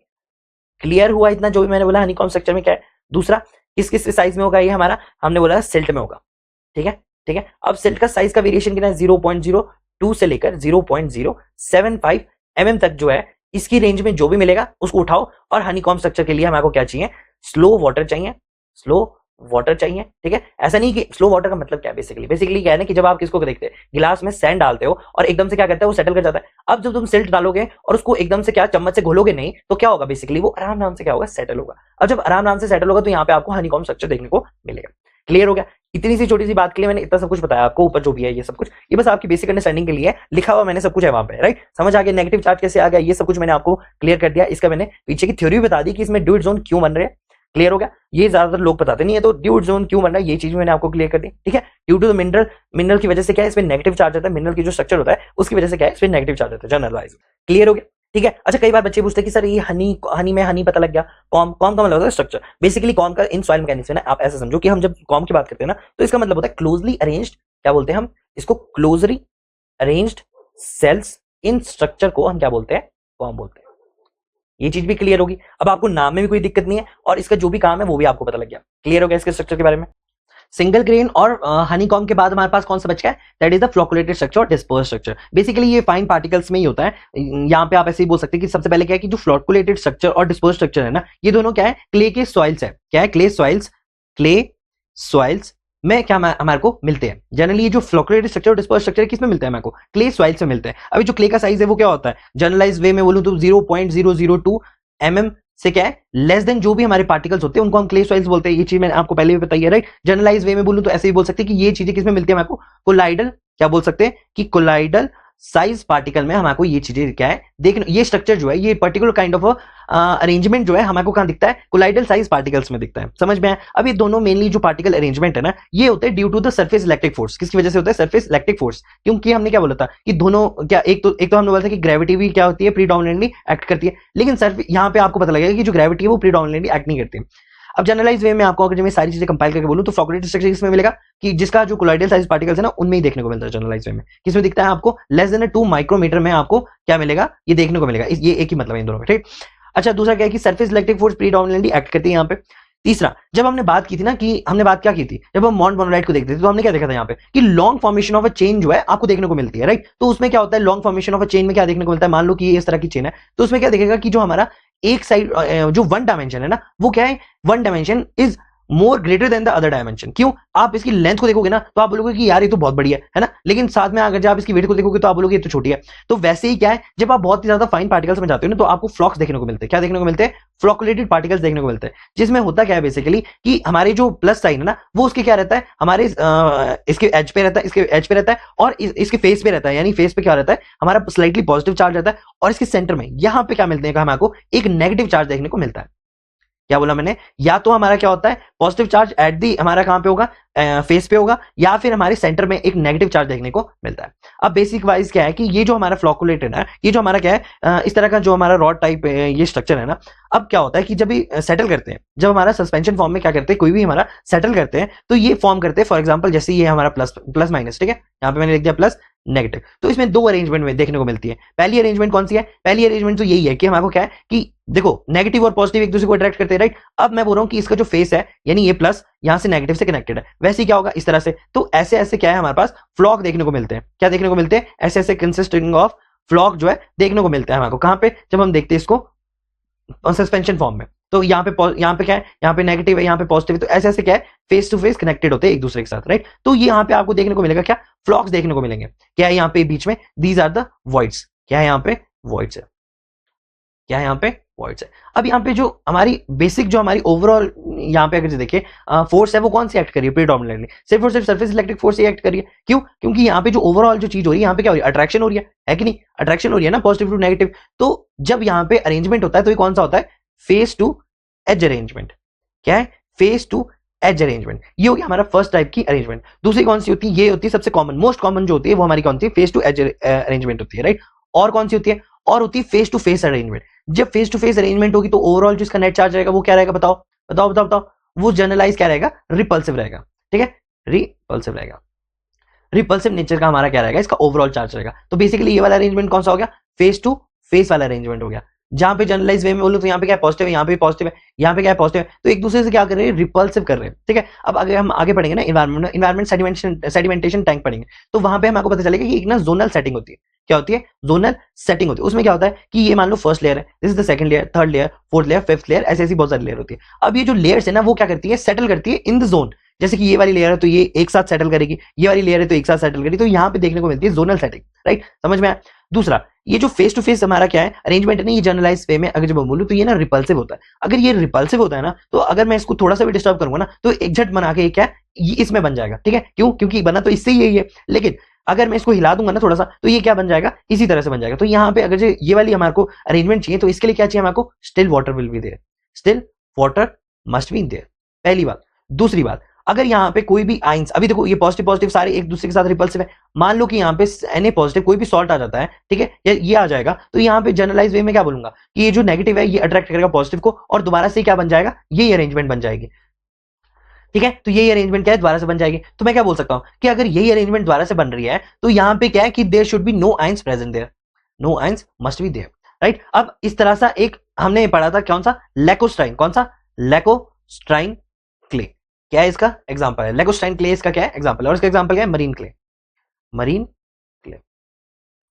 इसको कंपाइल कर लूं सबको, मैंने क्या क्या बोला कि मैंने बोला कि देखो देयर विल बी दो, ऐसे दो बनेंगे हमारे फ्लोकुलेटेड स्ट्रक्चर है, ये कौन सा है हमारा फ्लोकुलेटेड स्ट्रक्चर और ये कौन सा डिस्पर्स स्ट्रक्चर, ठीक है, डिस्पर्स स्ट्रक्चर। अब जनरलाइज में अगर सबको बोलूं तो मैं अगर बोलूं कि जो फ्लोकुलेटेड स्ट्रक्चर होता है ना, ये हमारा जो है फ्लोकुलेटेड स्ट्रक्चर है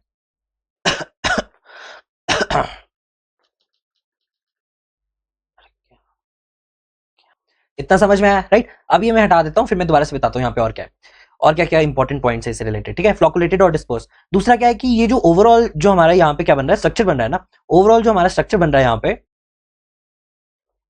क्या बोला था मैं कि सरफेस इलेक्ट्रिक फोर्स प्रीडोमिनेंटली क्या करती है, एक्ट करती है, राइट, समझ में आया। और ग्रेविटी जो है यहाँ पे उसका कोई भी ज्यादा रोल नहीं होता है, दैट इज वाई क्या है यहाँ पे ग्रेविटी को हम यहाँ पे इंपॉर्टेंस नहीं देते, सरफेस इलेक्ट्रिक फोर्स को हम इंपॉर्टेंस देते हैं। दूसरा, जब हम फ्लोकुलेटेड स्ट्रक्चर को देखते हैं तो यहाँ पे अट्रैक्टिव ज्यादा है या रिपल्सिव से, है ना, ये चीज मैंने क्लियर कर दी थी कि अट्रैक्टिव फोर्स क्या है वो ज्यादा है एज कंपेयर टू रिपल्सिव। यहाँ पे जनरलाइज क्या है कि इलेक्ट्रिक फोर्स की वजह से ही क्या बन रहे हैं, बॉन्ड्स बन रहे हैं, और ग्रेविटी का कोई भी रोल नहीं है इसमें। ग्रेविटी का क्यों नहीं है रोल इसमें, क्योंकि जब भी बहुत फाइन पार्टिकल्स होते हैं ना, तो जब फाइन पार्टिकल्स होते हैं तो उन पे ग्रेविटी का फोर्स जो है वो नहीं लगता है। जैसे कि आपने सूरज देखा, आपने घर पे जब आप विंडो से जब हमारी सूरज की लाइट आती है तो आपको कुछ पार्टिकल्स ऐसे दिखेंगे जो हवा में उड़ रहे होते हैं, तो that is because of the Brownian motion, क्या बोलते हैं उसको हम, ब्राउनियन मोशन, जिसकी वजह से क्या है कि उन इतने फाइन पार्टिकल की उन पे जो ग्रेविटी है वो एक्ट ही नहीं कर रही है, तो उसको बोलते हैं उसको बोलते हैं ब्राउनियर मोशन, समझ में आया। तो ग्रेविटी यहाँ पे जनरलाइज वे में इतनी प्रीडोमिनेंटली एक्टिंग करती है, लेकिन सरफेस इलेक्ट्रिक फोर्स जो है यहाँ पे बॉन्ड बनाती है, जिसकी वजह से क्या है यहाँ पे हमारा क्या है, इस तरह का स्ट्रक्चर जो है फ्लोकुलेटेड स्ट्रक्चर जो है आपको देखने को मिलता है, क्योंकि एक सिंगल जो दिस इज द क्या है, एक तरह का फ्लॉक है। अब ये फ्लॉक मींस कि ये छोटे छोटे जो हमारे पार्टिकल्स है ये एक बड़ा फ्लॉक बना रहे, बड़ा फ्लॉक बना रहे, जैसे कि आपने अभी तो नहीं पढ़ा आपने, लेकिन बाद में आपको पता लग जाएगा कि जब हम देखते हैं ना हमारे किसमें सेडिमेंटेशन टैंक में, एनवायरमेंट में, तो वहां पे क्या दिखता है, एक ना छोटे छोटे पार्टिकल्स जब कंबाइन होते हैं ना तो एक बड़ा फ्लॉक बनाते हैं, यानी बड़ा पार्टिकल बनाते हैं। वैसे क्या कर रहे हैं, ये भी एक स्ट्रक्चर बना रहे हैं लेकिन ये बड़ा बना रहे हैं, राइट, समझ में आया। दूसरा क्या है कि यहाँ पे क्या है, वॉइड्स है, स्टिल यहाँ पे क्या है, रिपल्सिव ज्यादा है as compare to attractive, right. अरे ये सब चीजें मैंने यहाँ पे लिख दी है अच्छे से, एक सिंगल वे में मैं बता रहा हूँ कि देखो सिंगल ग्रेन जो स्ट्रक्चर है उसमें क्या है कि साइज के बारे में मैंने बता दिया। दूसरा, ये क्या है हमारा लेस देन 0.002 mm, या फिर क्या बोल लो इसको, या फिर बोल लो 2 माइक्रोमीटर, लेस देन 2 माइक्रोमीटर में ये आपको देखने को मिलेगा। क्लियर हो गया इतना? सिंगल ग्रेन का मैंने बता दिया। इसका एग्जांपल मैंने बता दिया कि मरीन क्ले, और दूसरा क्या है, लेगोस्टाइन है। और एक और एग्जांपल लिख लो यहाँ पे कि बेंटोनाइट क्ले। बेंटोनाइट जो क्ले होती है ना, किसमें? इन अ फ्रेश वाटर। क्यों? क्योंकि उसमें क्या नहीं होगा, हमारे पास आयंस नहीं होंगे और स्टिल होगा। ठीक है, फ्रेश वाटर। और एक और भी है क्या, सोडियम मॉन्ट मोनोलाइट। ठीक है, वो भी हमारा क्या एक एग्जांपल है डिस्पर्स्ड का। तो यहाँ पे एक वो है। ठीक है, तो ये चीज मैंने आपको बता दी कि क्या है। सिंगल ग्रेन स्ट्रक्चर के बारे में पता लग गया कि ग्रेविटी प्रीडोमिनेंटली एक्ट करती है। अगर मैं आपको बताऊं सेंसिटिविटी के बारे में, अगर मैं इसको रीमोल्ड नहीं करूंगा, यानी इसको मैं चेंज नहीं करूंगा, डिस्टर्ब नहीं करूंगा, तो यहाँ पे जो स्ट्रेंथ का लॉस होगा वो जनरलाइज वे में क्या है, थोड़ा सा मतलब ज्यादा नहीं होगा, ज्यादा मतलब स्ट्रेंथ का लॉस नहीं होगा यहाँ पे। लेकिन यहाँ पे क्यों? क्योंकि ग्रेविटी और सरफेस इलेक्ट्रिक फोर्स है, राइट। इनका अरेंजमेंट ही इस तरह से है। ये क्या एक तरह की नॉर्मल पैकिंग है। इतना भी क्लियर हो गया। दूसरा, जब मैं देखता हूँ हनीकॉम्ब स्ट्रक्चर या फिर फ्लोकुलेटेड स्ट्रक्चर, तो यहाँ पे तो बेसिकली हो क्या रहा है, यहाँ पे जो हमारा जो स्ट्रक्चर फॉर्मेशन है वो किसकी वजह से हो रही है? ड्यू टू द फोर्स की वजह से, है ना, सरफेस इलेक्ट्रिक फोर्स की वजह से। यहाँ पे हमारे क्या हो रहा है कि हमारा होल्ड हो रहा है, लेकिन ग्रेविटी भी प्रीडोमिनेंटली एक्ट कर रही है। लेकिन यहाँ पे आपको देखने को ये मिलेगा, अगर मैं इसको थोड़ा सा हिला दूं, थोड़ा सा क्या करूं, मैं इसको डिस्टर्ब कर दूं, तो यहाँ पे क्या होगा कि लॉस, जो स्ट्रेंथ का लॉस होगा वो ज्यादा देखने को मिलेगा as compare to single grain structure, right. Similarly जब मैं किसको देखूंगा, फ्लोकुलेटेड स्ट्रक्चर को देखूंगा, तो उसमें भी क्या है कि आपको यहाँ पे due to the surface electric force ही क्या बन रहा है, हमारा पूरा स्ट्रक्चर का अरेंजमेंट है, जिसकी वजह से क्या है कि अगर यहाँ पे मैं डिस्टर्बेंस ले आऊं, ठीक है, या फिर मैं इसको क्या रिमोल्ड कर दूं, तो यहाँ पे स्ट्रेंथ का लॉस रिलेटिवली ज्यादा होगा। अब इसके ऊपर मान लो कि घर हमारा क्या है बना हुआ है, अब इस सॉइल के ऊपर अगर हमारा घर बना हुआ है और यहाँ पे नीचे रखी हुई सॉइल का स्ट्रेंथ लॉस हो जाता है, तो आपको यहाँ पे क्रैक्स देखने को मिलेंगे कि नहीं? क्योंकि नीचे की सॉइल को क्या है, वहां पे ग्रेविटी भी एक्ट करी थी, सरफेस इलेक्ट्रिक फोर्स की वजह से भी पार्टिकल अरेंजमेंट बना है, हनीकॉम्ब स्ट्रक्चर का बना है। लेकिन ड्यू टू सम रीजन अगर हम यहाँ की जो सॉइल है वो डिस्टर्ब हो गई, मान लो कि यहाँ पे कंस्ट्रक्शन हो रहा है, उसकी वजह से कोई डिस्टर्ब होगी, तो यहाँ पे स्ट्रेंथ का अच्छा खासा आपको लॉस देखने को मिलेगा। है वैसे बहुत स्ट्रॉन्ग बॉन्ड, जब तक कि वो डिस्टर्ब ना हो। क्लियर हो गया?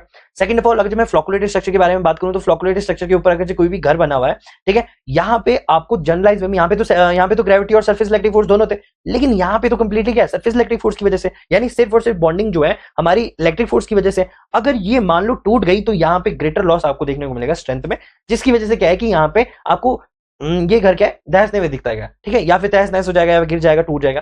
तो आप नहीं चाहते कि आपके नीचे रखी हुई जो सॉइल है, आपके घर के नीचे की जो सॉइल है वो डिस्टर्ब हो जाए। तो इसका सॉल्यूशन क्या है कि पहले ही डिस्टर्ब कर दो। अगर ये पहले ही डिस्टर्ब कर दोगे तो कहां से मिलेगा आपको? स्टेबिलिटी मिल जाएगी। वो पहले ही डिस्टर्ब है, पहले ही टूटा हुआ है, तो वहां पे आपको स्टेबिलिटी मिल जाएगी। ठीक है। थर्ड ऑफ ऑल क्या है कि ये फेस टू फेस जो अरेंजमेंट है, ये एक तो क्या है कि फ्रेश वाटर में ही देखने को मिलेगी, जहां पे स्टिल वाटर है ना, जहां पे क्या है स्टिल वाटर है, और जहां पे आपको no ions will be there, वहीं पे आपको ये वाला अरेंजमेंट देखने को मिलेगा। कौन कौन सा है? फेस टू फेस या फिर हेड टू फेस। समझ में आया है ना? हेड टू फेस या फेस टू फेस, इसका क्या है अरेंजमेंट है। यहाँ पे एज टू फेस लिख दो या फिर सेंटर टू फेस लिख दो। ठीक है, सेंटर टू फेस लिख दो कि सेंटर टू फेस होगा, और ये डायरेक्टली किस में चेंज जाएगा? इस वाले फ्लोकुलेटेड स्ट्रक्चर में कंप्लीटली चेंज जाएगा। तो समझ में आया? अभी सारा कंप्लीट है, जो भी हमारा सिंगल ग्रेन, हनीकॉम्ब और फ्लोकुलेटेड स्ट्रक्चर के बारे में था, ये सब कुछ इंपॉर्टेंट है। ठीक है, तो जब हम यहाँ पे देखते हैं तो यहाँ पे भी यही चीज लिखी है जो मैंने पहले पढ़ाई आपको। ठीक है, कि देखो honeycomb structure found in a fine grain soil, particle size is this, है ना। फॉर्मेशन बोथ ग्रेविटेशनल की वजह से भी हो रहा है और सरफेस इलेक्ट्रिक फोर्स की वजह से भी हो रहा है। ठीक है, और इक्वली इंपॉर्टेंट है, वही चीज यहाँ पे बोल रही है। Arrangement particle are form from the net like cluster resembling a honeycomb, ये भी चीज भी इंपॉर्टेंट है। ठीक है, एनक्लोजिंग लार्ज वॉइड्स, ये भी बिल्कुल सही है। प्रॉपर्टीज जो रहेगी वो हाई स्ट्रेंथ रहेगी, हाई परमेबिलिटी रहेगी। क्यों रहेगी हाई परमेबिलिटी? क्योंकि देखो हाई परमेबिलिटी क्या है आपकी, ज्यादातर वो हनीकॉम्ब वगैरह उसमें जो है आपकी परमेबिलिटी हाई रहती है। However, it disturbed both the strength and the permeability reduced the significantly। कोई चीज है कि अगर जब वो डिस्टर्ब हो गया तो दोनों की स्ट्रेंथ भी रिड्यूस हो जाएगी हनीकॉम्ब स्ट्रक्चर की, और उसकी परमेबिलिटी भी क्या हो जाएगी? रिड्यूस हो जाएगी। समझ में आया? दूसरा, फ्लोकुलेटेड और डिस्पर्स स्ट्रक्चर के लिए भी क्या बोला है कि बहुत ही ज्यादा कोलाइडल, वैसे तो फाइन ग्रेन सॉइल के लिए, वेरी फाइन ग्रेन सॉइल के लिए, कोलाइडल पार्टिकल्स के लिए भी देखो, like the clay and the colloidal particle, जिनका साइज क्या है 2 माइक्रोमीटर से कम है। डोमिनेटिंग फोर्स कौन सी? इलेक्ट्रिक फोर्स है, और जो ग्रेविटेशनल फोर्स है वो एक तरह की क्या है? नेग्लिजिबल है। और उसका पार्टिकल का नेचर क्या है? Clay particle carries a negative charge on the surface and the positive charge on the edge. तो ये चीज मैंने आपको बताई थी किस तरह से बनता है, लीडिंग टू आइदर अट्रैक्शन या फिर यहाँ पे लिख देना, या फिर और रिपल्शन। ठीक है, रिपल्शन यहाँ पे लिखते हैं। ठीक है, अब फ्लोकुलेटेड स्ट्रक्चर की फॉर्मेशन के क्या बोल रहा है यहाँ पे कि when the net force attraction particles align the edge to edge, जब ज्यादा होगी तो एज टू एज होगा, जब हमारी अट्रैक्शन ज्यादा होगी तो कौन सा होगा? हमारा होगा एज टू फेस, और जब रिपल्सिव होगी तो edge to edge. Properties high strength, high permeability and low compressibility. Example marine clay in a sewers, high ions concentration. Right, ये फ्लोकुलेटेड के बारे में बोल रहा है, ये डिस्पर्स के बारे में नहीं बोल रहा है। राइट, तो ये हमारा क्या डिस्पर्स के लिए यहाँ पे बोला डिस्पर्स स्ट्रक्चर फॉर्मेशन क्या है? When the net force are repulsive रहेगा इन द नेचर, और जो पार्टिकल है अलाइन होगा face to face, parallel layers low strength रहती है, लो परमेबिलिटी रहती है और हाई कंप्रेसिबिलिटी रहती है, जैसे कि लैकोस्टाइन क्ले जो कि फ्रेश वाटर में, जिसमें आयन कंसंट्रेशन क्या है, कम है। अब मैंने बता दी कि आयन कंसंट्रेशन देखो हनीकॉम के लिए यहाँ पे दिखा है कि हनीकॉम इस तरह से है, फ्लोकुलेटेड स्ट्रक्चर क्या है, इस तरह से। समझ में आई ये चीज देख के आपको, है ना। H2H ये चीज मैंने ये भी बताई कि देखो जब ये फ्लोकुलेटेड होगा, फ्लोकुलेटेड से किस तरह में चेंज हो रहा है, ये हमारा डिस्पर्स में चेंज हो रहा है, ठीक है। ये फ्लोकुलेटेड से कहां पे हुआ, डिस्पर्स में चेंज हुआ, जब ये ऐसे करके। तो फेस टू फेस अरेंजमेंट क्या है, इस तरह से दिखेगी, और एज टू फेस किस तरह से दिखेगी, यहाँ पे आप देख सकते हैं एज टू फेस यहाँ पे आपको दिखेगी, और फेस टू फेस आपको इस तरह से दिखेगी। क्लियर हो गया, ठीक है, कोई भी प्रॉब्लम नहीं है इसमें। सिंगल ग्रेन का ये यहाँ पे स्ट्रक्चर आपको दिखाया हुआ है, हनीकॉम का इस तरह से होता है, ठीक है, फ्लोकुलेटेड का ये और डिस्पर्स का ये। क्लियर हो गया इतनी बात, ठीक है। Compressive soil structure. अब नेक्स्ट बढ़ते कि अच्छा मान लो कि अगर ये तो सॉइल क्या है, सिंगल सिंगल ग्रेन की बात की मैंने, है ना। जब मैंने हनीकॉम की बात की तो मैंने बोला कि भाई क्ले को देखो आप, है ना, सिल्ट को देखो, सॉरी। जब हमने बोला कि देखो हम हनीकॉम की बात करें तो हमने बोला सिल्ट को देखो कि पर्टिकुलर साइज ऑफ जो हमारे क्या रहते हैं पार्टिकल साइज है, उसी के बारे में बात की। अब मान लो कि हमारे पास पर्टिकुलर साइज ना होके कोई भी हमारे पास क्या है कि हमारा मिक्सचर है, मान लो कि हमारे पास क्या है, मिक्सचर है, तो उस मिक्सचर में कौन सा स्ट्रक्चर बनेगा या फिर कहां पे स्ट्रेंथ हमको ज्यादा मिलेगी, वो जानना भी इंपॉर्टेंट है। कि अब आप ही मुझे बताओ कि मान लो कि ये क्या है, हमारा पूरा का पूरा स्ट्रक्चर है, ठीक है, और यहाँ पे क्या है, थोड़े बहुत क्या है, कोर्स है, मान लो कि 10 to 15% क्या है, कोर्स सॉइल है, और बाकी की जितनी भी है वो क्या है, हमारी फाइन है, ठीक है, फाइन सॉइल है। मान लो ये क्या है, हमारी छोटे छोटे क्या है हमारे यहाँ पे, ये हमारी फाइन सॉइल है, ठीक है, ये हमारी क्या है, फाइन सॉइल है। दूसरा, अगर मान लो कि एक फाइन सॉइल ना होके हमने क्या किया कि बड़े बड़े कोर्स ग्रेन ले लिए, कोर्स ग्रेन सॉइल हमने ले ली ज्यादा, राइट। मान लो कि हमने 80% हमने कोर्स ग्रेन ले लिए, और बाकी के बच्चे जो है वो क्या है, हमने फाइन ले लिए, ठीक है। बाकी के बच्चे क्या है हमारे पास छोटे छोटे, इसमें क्या कर दिया हमने, फाइन डाल दिए, जितने वॉइड्स है ना उसमें फाइन डाल दिए, ठीक है। तो अब मुझे बताओ कि स्ट्रेंथ किसमें ज्यादा रहेगी, बताओ बताओ बताओ बताओ, स्ट्रेंथ किसमें ज्यादा रहेगी, इसमें रहेगी ज्यादा, रॉन्ग, इसमें रहेगी, यस इसमें रहेगी। क्यों रहेगी ऐसे, देखो पहले तो इसमें वॉइड्स जो थे बेसिकली वो क्या थे, वो वॉइड्स थे। अब वो वॉइड्स जो है वो किससे भर चुके हैं, वॉइड्स भर चुके हैं फाइन ग्रेन सॉइल से, फाइन ग्रेन सॉइल से, फाइन पार्टिकल सॉइल से क्या भर चुके हैं, तो इसकी स्ट्रेंथ जनरली क्या रहती है, हमारी ज्यादा रहती है। वही चीज यहाँ पे बोली कि कोहेसिव सॉइल स्केलेटन जो है उसका जनरलाइज वे में हम यूज करते हैं, जैसे कि अभी यहाँ पे देखेंगे, हम यहाँ पे लिखा हुआ है मैंने सब कुछ, कि the structure of a composite soil depend on the relative proportion of the coarse particle, जैसे कि मैंने बोला कि कोर्स पार्टिकल रहेंगे जैसे कि सैंड या फिर ग्रेवल, या फिर फाइन पार्टिकल जैसे कि सिल्ट और clay. Based on proportion composite soil can be classified into two main, या तो cohesive matrix structure define structure है, उसकी डेफिनेशन है, this type of structure forms with the fine particles डोमिनेटली। जो चीज मैंने ऊपर बताई कि भाई हम क्या बात करें, जो फर्स्ट वाला है ना हमारा, वो कौन सा है, कोहेसिव मैट्रिक्स है, कौन सा, ये वाला जो मैंने बात की ना, ये वाला कौन सा है, कोहेसिव मैट्रिक्स है, राइट। और ये क्या है, कोहेसिव सॉइल स्केलेटन है। ये दो चीजें मैंने आपको अभी बताई है ना, वही है यहाँ पे ज्यादा, मतलब ध्यान देखो, आप जिसने यहाँ पे रट्टा मारने की कोशिश की है वहां पे आपको कुछ भी समझ नहीं आएगा, राइट। जिसने बस समझी है बात को उसको बहुत ही इजीली वो यहाँ से निकल जाएगा, राइट। तो दिस टाइप ऑफ स्ट्रक्चर जो है, जब हमारे पार्टिकल सॉइल जो है course grains scatter do not touch each other, the fine the matrix, वही सब कुछ यहाँ पे लिखा है मैंने कि ये कोर्स ग्रेन है और ये क्या है दूसरा, कोर्स ग्रेन स्केलेटन स्ट्रक्चर जो है वो ज्यादा क्या रहेगा, उसकी स्ट्रेंथ ज्यादा रहेगी। समझ में आया, बस ये दो पॉइंट हमारे क्या है इंपॉर्टेंट है। नेक्स्ट क्या है हमारा, that is the soil water. यही चीजें यहाँ पे कोहेसिव मैट्रिक्स सॉइल में क्या है कि जो फाइन पार्टिकल कोर्स ग्रेन ज्यादा है, ठीक है, कोर्स ग्रेन कम है यानी 15 to जितने परसेंट है, और फाइन ग्रेन जो है वो ज्यादा है एज कंपेयर टू दिस। तो इन दोनों में स्ट्रेंथ किसकी रहेगी ज्यादा, कोर्स ग्रेन स्केलेटन स्ट्रक्चर की क्या रहेगी, ज्यादा स्ट्रेंथ रहेगी, राइट। अब नेक्स्ट क्या है हमारा, that is the soil water. अब मैं सॉइल वाटर आपको बताता हूँ अच्छे से।